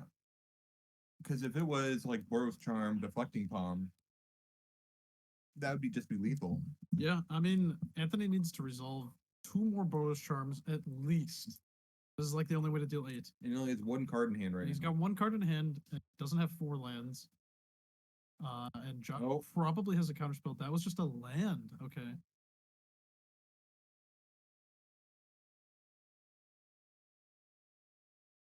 Operation is going to be the start. Nope, monkey. Oh, yeah, just Ragavan straight up dealing 9 damage here. Getting Anthony to 6. I think I don't want to say this game is over, but it's not looking good. And Eidolon off the top. Oh, there you go. Maximum disrespect. Just cast the Eidolon.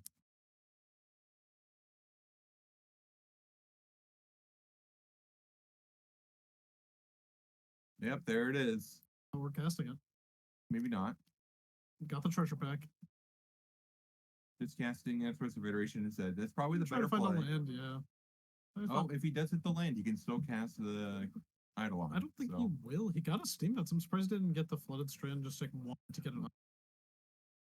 Just put it just in play it, tap. yeah. Yep. Passing the turn. Top deck of the century right here.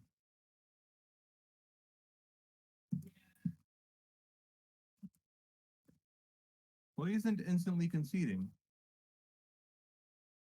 Yeah, I mean, he's not dead. I don't think we know that Josh has a counterspell in hand, and I don't believe he does.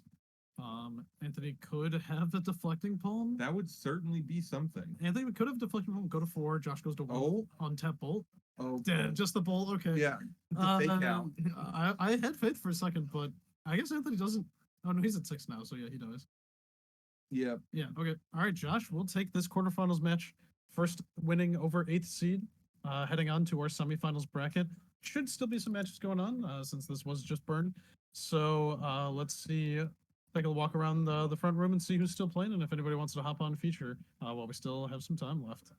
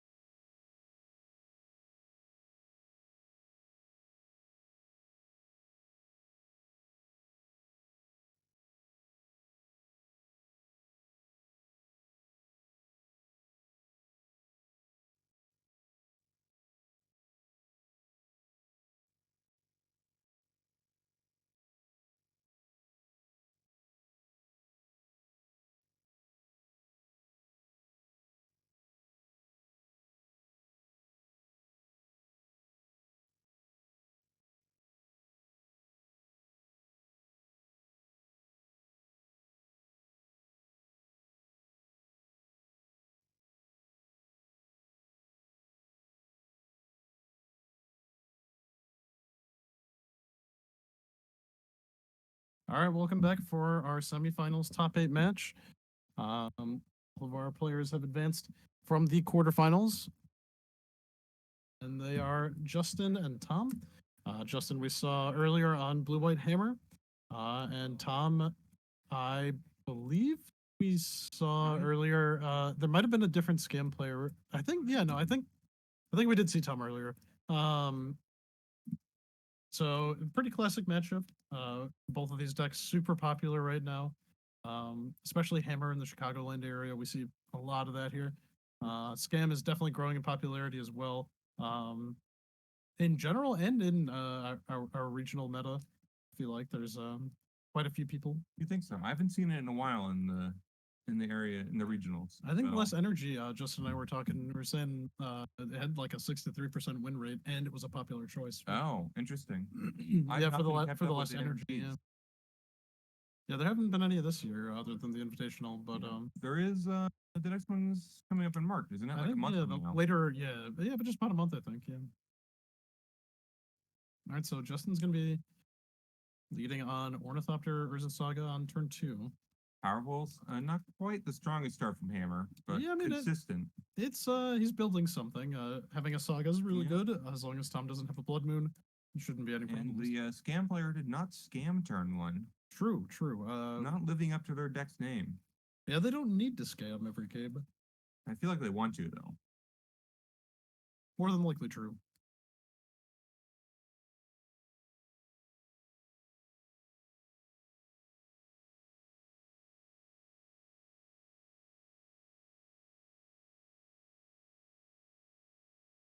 Gonna be a Verdant Catacombs.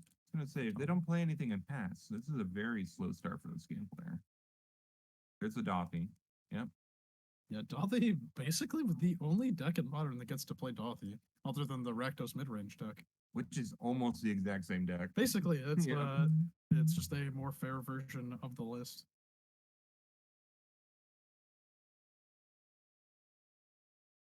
One thing about Dothy is that it can't block.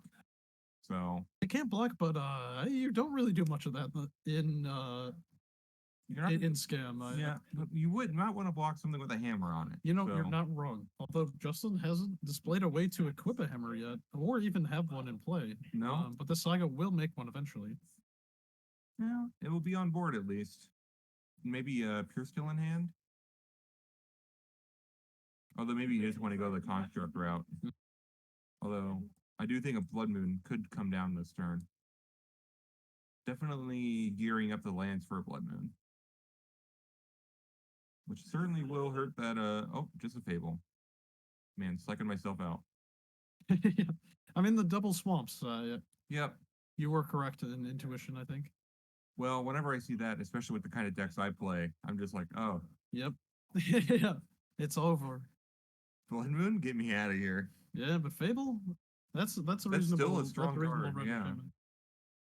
Man, I remember when Fable was first printed, everyone was sleeping on it. No one thought it was going to be good.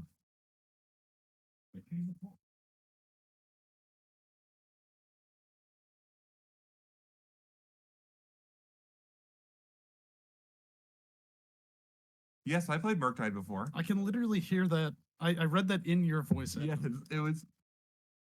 Don't worry, this weekend, on Monday, I'll be playing a deck with good mana.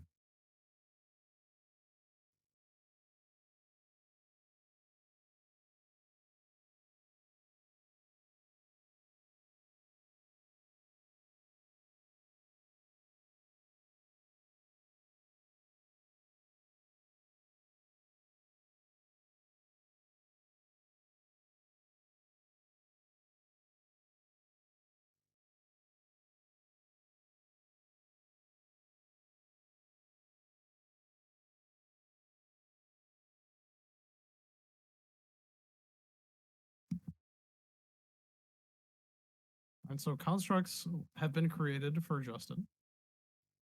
Compare those that are going to get pretty big. Yeah, that is definitely good game 1. The Saga plan is good game 1 against Scam. Although you don't worry about they Furies. have Blood Moon's main deck. I mean, Well, I mean, yeah, but I don't see him. you're not wrong. I mean, he had his opportunity to play a red enchantment for 3 mana, and he chose Fable. Yeah. Whether that's what the deck gave him or not. But And they're both, you know, 2 colors honestly, red. I mean, So, like outside of specifically Saga, Blood Moon is not good against Hammer. it does turn off Inkmoth Nexus. Yeah, I will they, say they don't. 90% of the times I lose the hammer, it is to Inkmoth Nexus because I cannot present a flying blocker. Yeah, you gotta shoot it. Shoot down the Ink Moth. Oh yeah, after my favorite play that some hammer players make is that they blacksmith skill the Inkmoth Nexus while it's still a Oh land. yeah, and then you can't do And anything then, about yeah, it. It you says literally- target permanent. Yeah. Yep. And you're like, oh, That's yeah, just over. yeah, can't do anything. Well, looks like Thomas Fury, K Command, Terminate, Grief, Fury. Now that is a hand of magic cards. Yes, it's literally you. You always do that to me. Hammer players be like,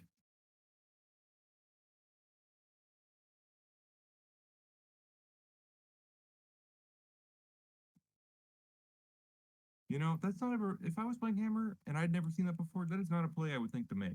So I mean, I remember the first time I saw an Ink Moth be equipped with a hammer and reactivated to give flying. oh yeah, that's another thing. And you're like, oh, that can't be how I- it works. And it's like, I mean, I didn't question it because I had a solitude and it didn't matter. uh-huh. But I remember asking my opponent afterwards. This was, I think, probably about the same time last year when the deck was super popular and initially. And yeah, I was like, oh, that's crazy. That Yeah, and there's just a bunch of little small nuanced things that that can happen with that deck. Although one of my favorite things I watched an opponent do was I was fatal pushing a germ token on a Cauldra, Mm. and they gave it no, wait, no, this is wrong. Never mind. Ignore what I said. I will edit that part out. Yeah, it's gone. Erased from it. So Justin's got a pair of 4/4s against a 3/2 Dothy. Like you were saying, the unblockability does come up. I mean, it's been getting in. This is the 4th time now. Yes, Cauldra does give indestructible. It doesn't do anything. Yeah, you can still target it though. You can still target it. All right, Justin is down to 11. Maybe from this attack, I thought he was already at 11, but I think from that attack, Yeah, he's taken a couple points of damage from fetch lands and 6 from the Dothy, I believe. there's a pure steal. We have a hammer in play. Plenty of Although artifacts. There is a Kolaghan's command which can, you know, destroy an artifact. Yeah, and we have 3 mana too. I think Justin is on. Well, I know he has one. No, he's not. He Oh, only has Spell Pierce, so we could have a Oh. Spell Pierce here. As it's true. Oh, we not on. Oh, we are not on blacksmith skills. Oh, going off its spell pierce mana. Oh, but now you have. Oh, it we with still have Springleaf. Spring Leaf. So looks like we're just crashing in with the boys. This is going to be K Command shooting hammer and a shocking Nope. Yeah, and no spell Pierce Steel pierce on Paladin. hand. It doesn't look like it. That's going to be a straight up 2 for 1. And Josh is still going to take 1, 2, 3. That is He's going still to take 6. Oh, no, 8. Yeah, 8 damage. Dangerous life total. I mean, Justin's at 11, a lot healthier than 5, I will say. We get another blocker here, though, that if survives, we can. Although This is pretty close. what's really tough is that Justin does have a Stoneforge in hand, which can go get Shadow Spear. Oh, you're right. With a land drop, he has enough mana to play Stoneforge, play Shadow Spear, and equip Shadow Spear. Because it's 1 to play, 2 to equip, right? Oh, he has. He does have enough. Yeah, I forgot he has Springleaf Drum. So yeah, no, he just has enough for that play next turn. That will tap him out. Yeah. We're gonna make a treasure off of this. We saw a lot of removal spells from Tom. Yes, Adam. I can count. James is having issues. Adam, making sure we're paying extra close attention. Tom has a Thoughtseize, but I would be very reluctant to cast that here. I think the spells That we is- have, I think Grief is just better at this point. Yeah, Thoughtseize is dangerous, especially at 5. Going to 3, yeah, that's. Oh, are we gonna see it anyway? He's really thinking about it. I kind of like just pitching it. Like, And or you casting could a just Grief. hard cast brief. I don't like that. That's probably the worst option. I think It's probably the worst option, but it is in the blind. I think it's the worst option. But if we know he has a stone forge, it's a little different. I mean, he could also try and scam if he has the 1 mana, undying effect or whatever.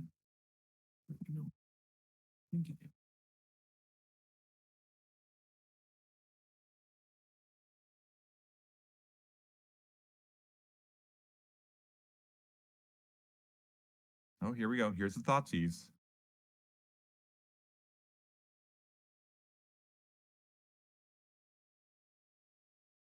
Probably. Oh, that's interesting. At the Nettlecyst too. So he did end up casting Thoughtseize, Oh, okay. but did reveal Nettlecyst and Stoneforge Mystic and Stoneforge, wow. So maybe now we see Grief Pitch Grief. I think you definitely had to take Stoneforge and Nettlecyst from the hand. And then yeah, you leave him with the 'Cause- Paladin. The 'cause if hammer's you- gone. Yeah, the hammer's gone. If you leave the Nettlecyst, you die to it on Ornithopter. Yes. Oh no, but he does have a Terminate. So, So, maybe he needs to leave. Maybe you push him into that one. But keeping the Nettlecyst is such a strong card, though. It It's is. going to be able to re-equip every It's time it's dealt basically with, a, so- a third construct token. right. An equipable construct token. Yes. So I think you have to grief here. As much as it kind of sucks, you do grief pitch grief. And then leave up Terminate. Take Stoneforge. Nettlecyst, leave up Terminate. Yeah, Yeah. I don't think you lose from there. Because next turn you get to make a copy Oh, but there of also Dothy and swing it for lethal. is a Fury in hand too. I You don't think could just go Fury you copy. grief pitch grief, take Nettlecyst. Yeah, Could just go Fury copy with Fable. you can't copy this turn. Oh, did it just flip? Yeah. Oh, no wonder. And we already went to copy. Well, even just as an act, kill your creatures. Right. Yeah, I pretty sure Tom has this locked up here. Ink Moth doesn't matter.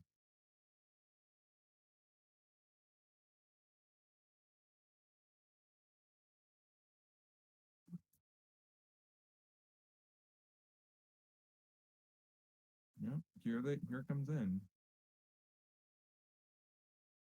As long as it didn't draw Spell Pierce, the game is over. Yep. Terminate 1. Make- Block. We Did not still can't create do that, a I don't copy. think. That just flipped. Yeah, I I think we're just realizing now, that. yeah.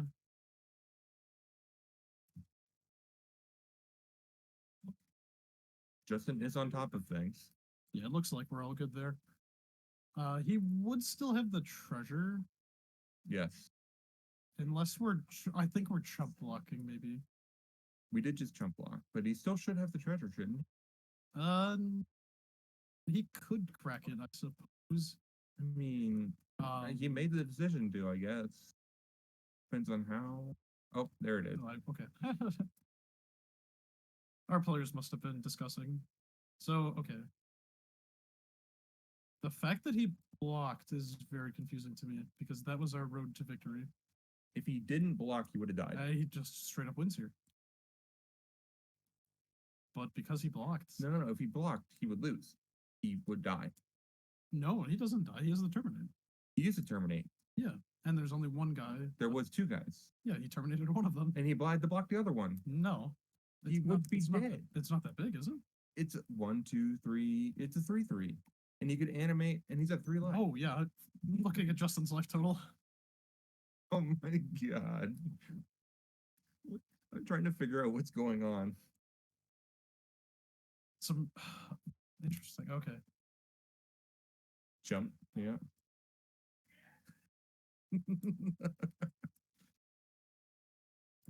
Hardcast Fury. Yep.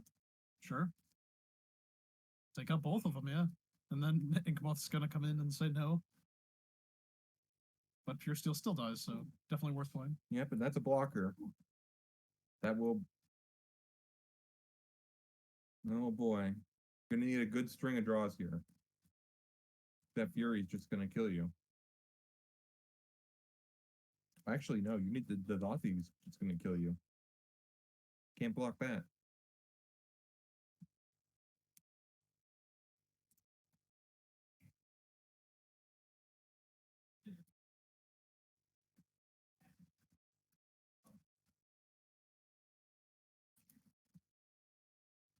I guess the only out here would be literally Sigarda's 8 Hammer. Yeah, and that's not what Justin has. So Dolphy, I think, did like Yeah, 18 got damage, 15 damage. landed turn 2 and just Yeah, kept on swinging. It's more powerful in the matchup than I haven't piloted either of these decks in a large scale tournament or practiced them for such. So I've never like considered that option of Dolphy, but Dolphy really just clocks in every turn. Like the longer the game goes on, Yeah, Dolphy's just more gonna and keep more dealing free damage. damage. Yeah, Shadow's a very powerful mechanic. I feel like if I was just playing, if I wasn't playing the deck, but if I had to choose cards to board out in this matchup, I think I would board out Voidwalker. So, It doesn't do as much as the cards you're bringing in. It looks like well, Ragavan's Ragavan's coming out. definitely a card coming I out. don't know. I think that Ragavan's so. I guess since you're not playing Ragavan Memnite, trading with any creature. yeah, Any creature is worth, even Memnite. well, they're not even playing Memnite. Even so- if he was, I think, especially Esper Sentinel, that card's very good Yeah. to trade Ragavan with. I mean, I understand the thought process behind boarding it out, but it, I think it should normally just come out in the Ren and 6 matchups. That it's pretty bad there. I usually keep at least one in. I mean, you can dash it. Yeah.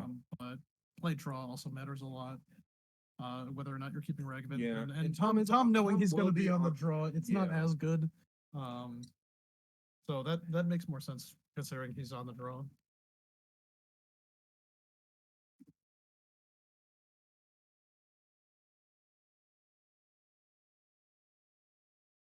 Ragavan is really good when you're on the play. Yeah. That is probably the best turn one play in Modern. Oh, in Modern, yes. I I do like Esper Sentinel as a turn 1 play too, though. Esper Sentinel's a pretty good turn one play. It doesn't have that same potential that Ragavan does to just take over a game. No, it's just a good turn 1 play. Yeah, perfectly fine play. Yeah. Very, very fair. Actually, I will say my favorite turn 1 play: land, Birds of Paradise. It's a good turn one play. It's a timeless one. Yep. Although isn't great right now. It gets there. Can't remember last time I actually played a Birds of Paradise deck though. So I've played Yawgmoth. yeah, I don't play Yawgmoth Yawgmoth though. So. Actually, even better, land, hard evidence. Land hard evidence. That was the classic. that was Ragavan. Who's that? Yeah, make investigate. Make a Except crap. creativity does not play that card anymore because it is bad. Sure does not. Unfortunate.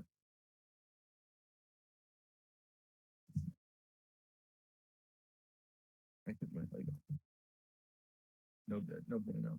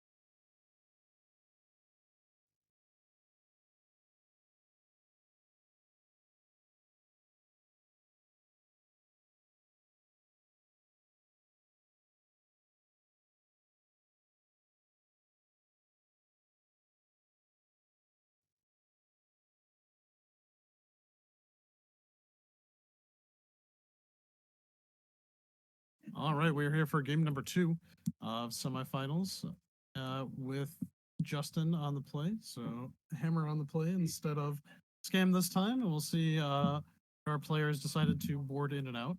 I know we saw Tom looking like he was taking out some Ragavans.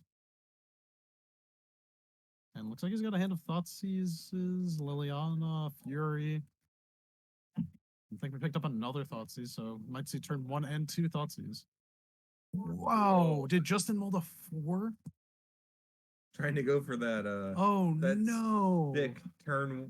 Oh, the turn 2 sanctifier. Turn 2 Sanctifier would be nuts. The double Thoughtseize is so brutal against the start. This is where we see sanctifier off the top. Even if we do, it's gonna get Thoughtseize. Oh, this turn for this one turn, there's one chance. You're right. It is this turn right here. At least he has 2 lands. Yes, most forward card hands don't have 2 lands in them. Tom even has the answer to it. There's a Thoughtseize. I mean, not the Thoughtseize. That's for Sentinel. Tom has a Liliana that could kill the Sanctifier too. That's true. The target's the player, not the creature. Right. We should just that shock here, pay for Esper Sentinel. This is definitely a tough start for Justin. I think it is winnable somehow. Like if he can rattle off the right spells off the top, like Tom does still have removal spells. I think if he did go Esper Sentinel, Sigarda's Aid, that was his this turn. This turn, yeah. Right now it's tough.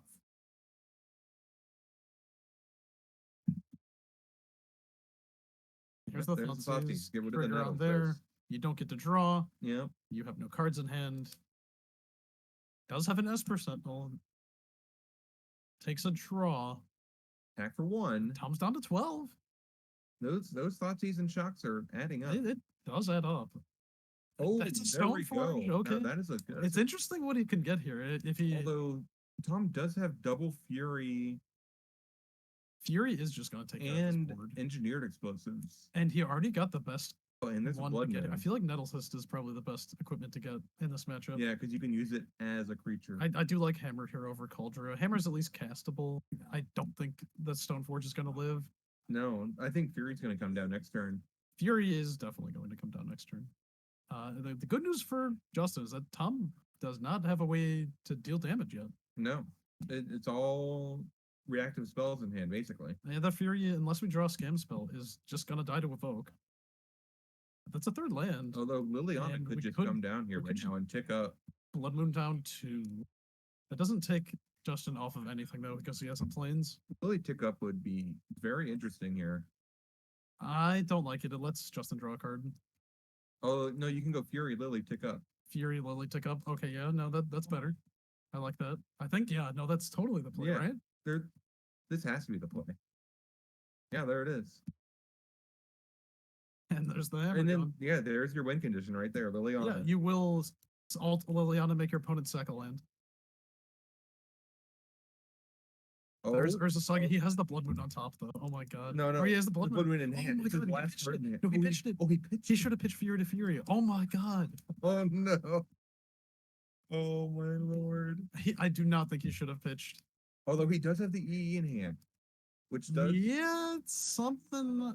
There's a second Saga. Could you imagine if he held on to the Blood Moon? Can you imagine? Oh my lord.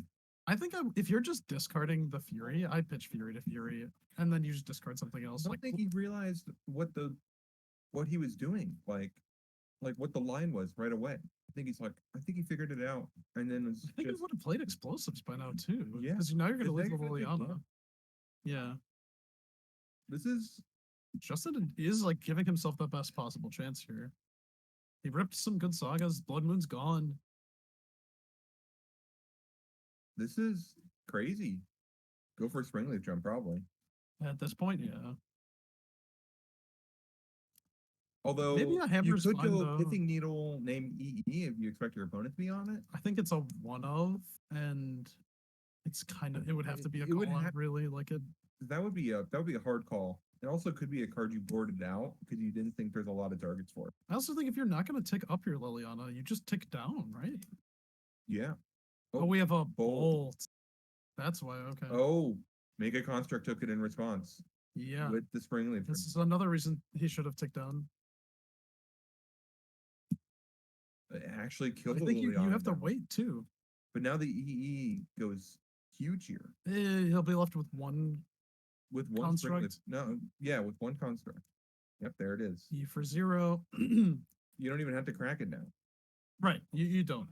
It's still an interesting spot. Oh, Justin gets a lot of advantage. Almost activated the ability, which I think would be a misplay. Probably. I mean, if you draw a land, it doesn't really matter. But he's probably going to get a Shadow Spear here.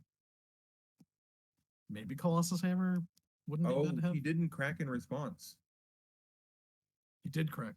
No, he didn't. He didn't do EE in response to Urza Saga. Oh, so we just get Pithing Needle. Yeah, just name, which is that's huge. That's the game's just over. Yeah, that's game. Wow. All right. That was I think Tom had multiple misplays there. yeah, that was the end that was there. rough. Even he all he had to do was just crack the explosive before the Saga Sacks. Yeah, That's all it is. that's because I mean you have to know how Slago works with Pithing Needle. Yeah, So that is that's been in the format for a little bit now.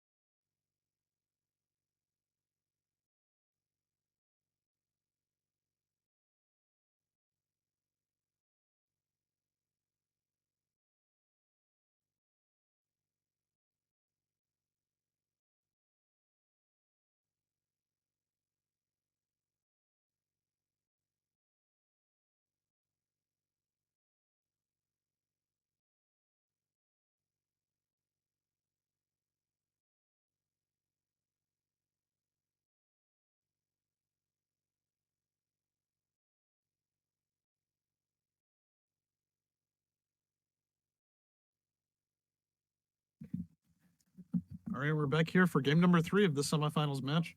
It looks like our other semifinalists are still playing, so we might get to see some of that match too if this one finishes early.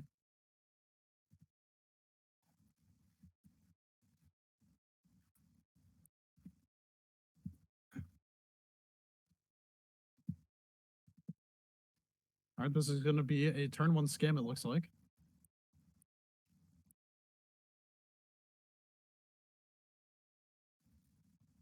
Oh, now that is a pretty good 6. Yeah, I mean, we see Sanctifier, Pure Steel. Definitely can see. All of these cards the- are strong. I know Sanctifier is going. I can see that one getting taken away. Yeah, Maybe Giver Brown? and then you're just left with the enablers, and yeah, I don't hate that. Just take Yep, take up both. Yeah, there we go. it's either those two or Cigars and Pure Steel, and I think you can deal. I think you can deal with the leave. other two. Oh, he just ripped another Sanctifier off the top. This dude's insane. No. Although he still has to make it another turn without getting thought seized. So This is true, I suppose. I think Tom's hand is just land plus 2 Spyros. you know, one thing that Sanctifier deck can't do is block grief. Yeah, you're right. Not on its own. Needs a friend. You're right, Adam. The grief is just going to be a 5-turn clock here.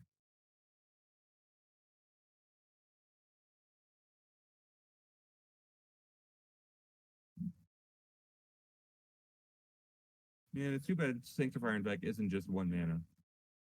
1 mana, 1/1. 1 mana, 1/1. I don't think you can print that ability on a 1-drop. No. But yeah, Justin choosing a lead on it. I think that he really only gets got by the one of Liliana here by doing this play, and it's pretty good. So this just prevents any more scam-like effects from happening. Which certainly could have happened, but won't now. We'll see if we have a third land and a second red source. We do. We can Oh. cast a 1 Spyro here, ditching the other, which I think is definitely worth here in this scenario. Making the Just having you more just need a bodies. better board against do, a yeah. Sanctifier deck. Right. And it basically means that the Sanctifier cannot attack Right. if you do that. So pro red and pro black. Maybe Tom drew something else for turn 2. Yeah, we do have a fatal push, so we would have to discard that fatal push. Let's see. I know there's a Pure still in hand. I think for Justin. Tom should wait a turn.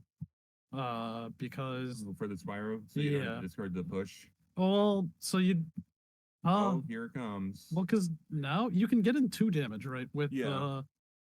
with the 1/1s, and next turn you're gonna deal a maximum of 6. Because they'll block the Spyro. Yeah, go to 4. Yeah, Although one thing you do have to worry about is just a hammer.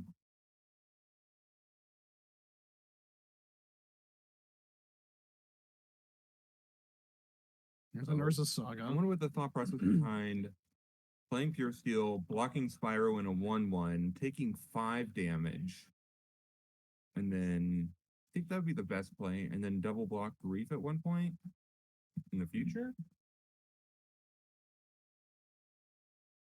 Takanuma. It looks like Fable and Feign Death.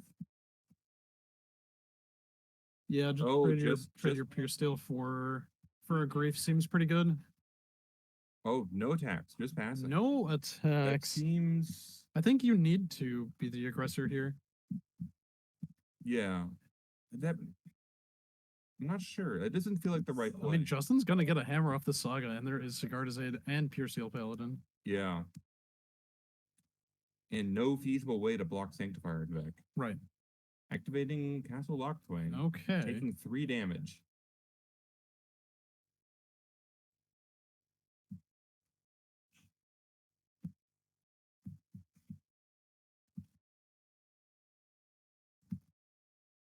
Thought seizing. This is definitely dangerous. Getting yourself lower and lower. Oh, blacksmith skill. believe that's just the last card in Justin's hand too. So Yeah. I mean, if you want, you can just go ahead and push Pure in response. Could just. Oh, he doesn't have push anymore. Did he discard it? yeah, that is gone. Okay. He does. I know he has Fable. Just passing turn. Yep. I think he could have attacked last turn. I don't think he can attack this turn. No, not this turn. You'd just be. That would just be a mistake. You can just die to Construct Elite again.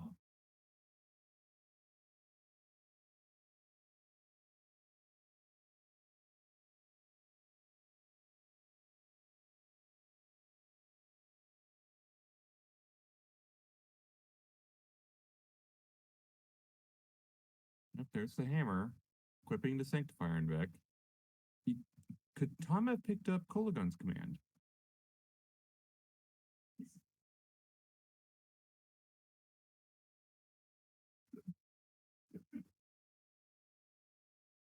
Putting down Pithing Needle. Nope, just taking 12. Going to 3. Yes, did miss Paladin draw.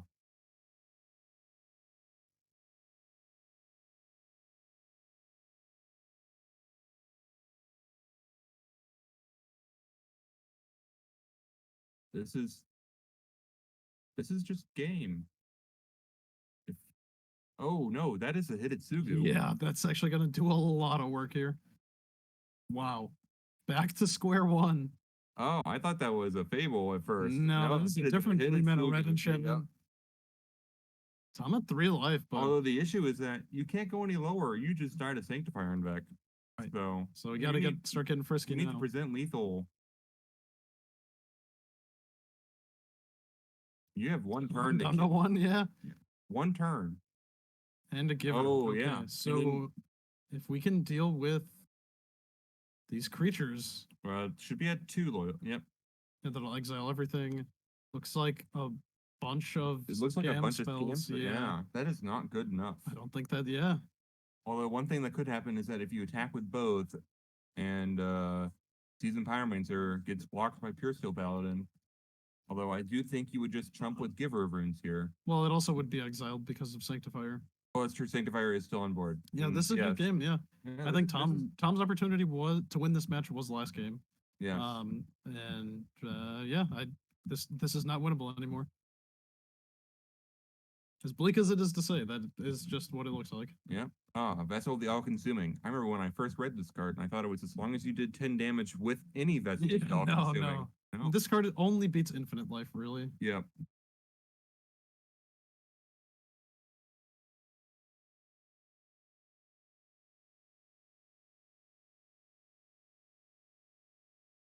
It is a good card against Hammer. As long as you're not almost dead.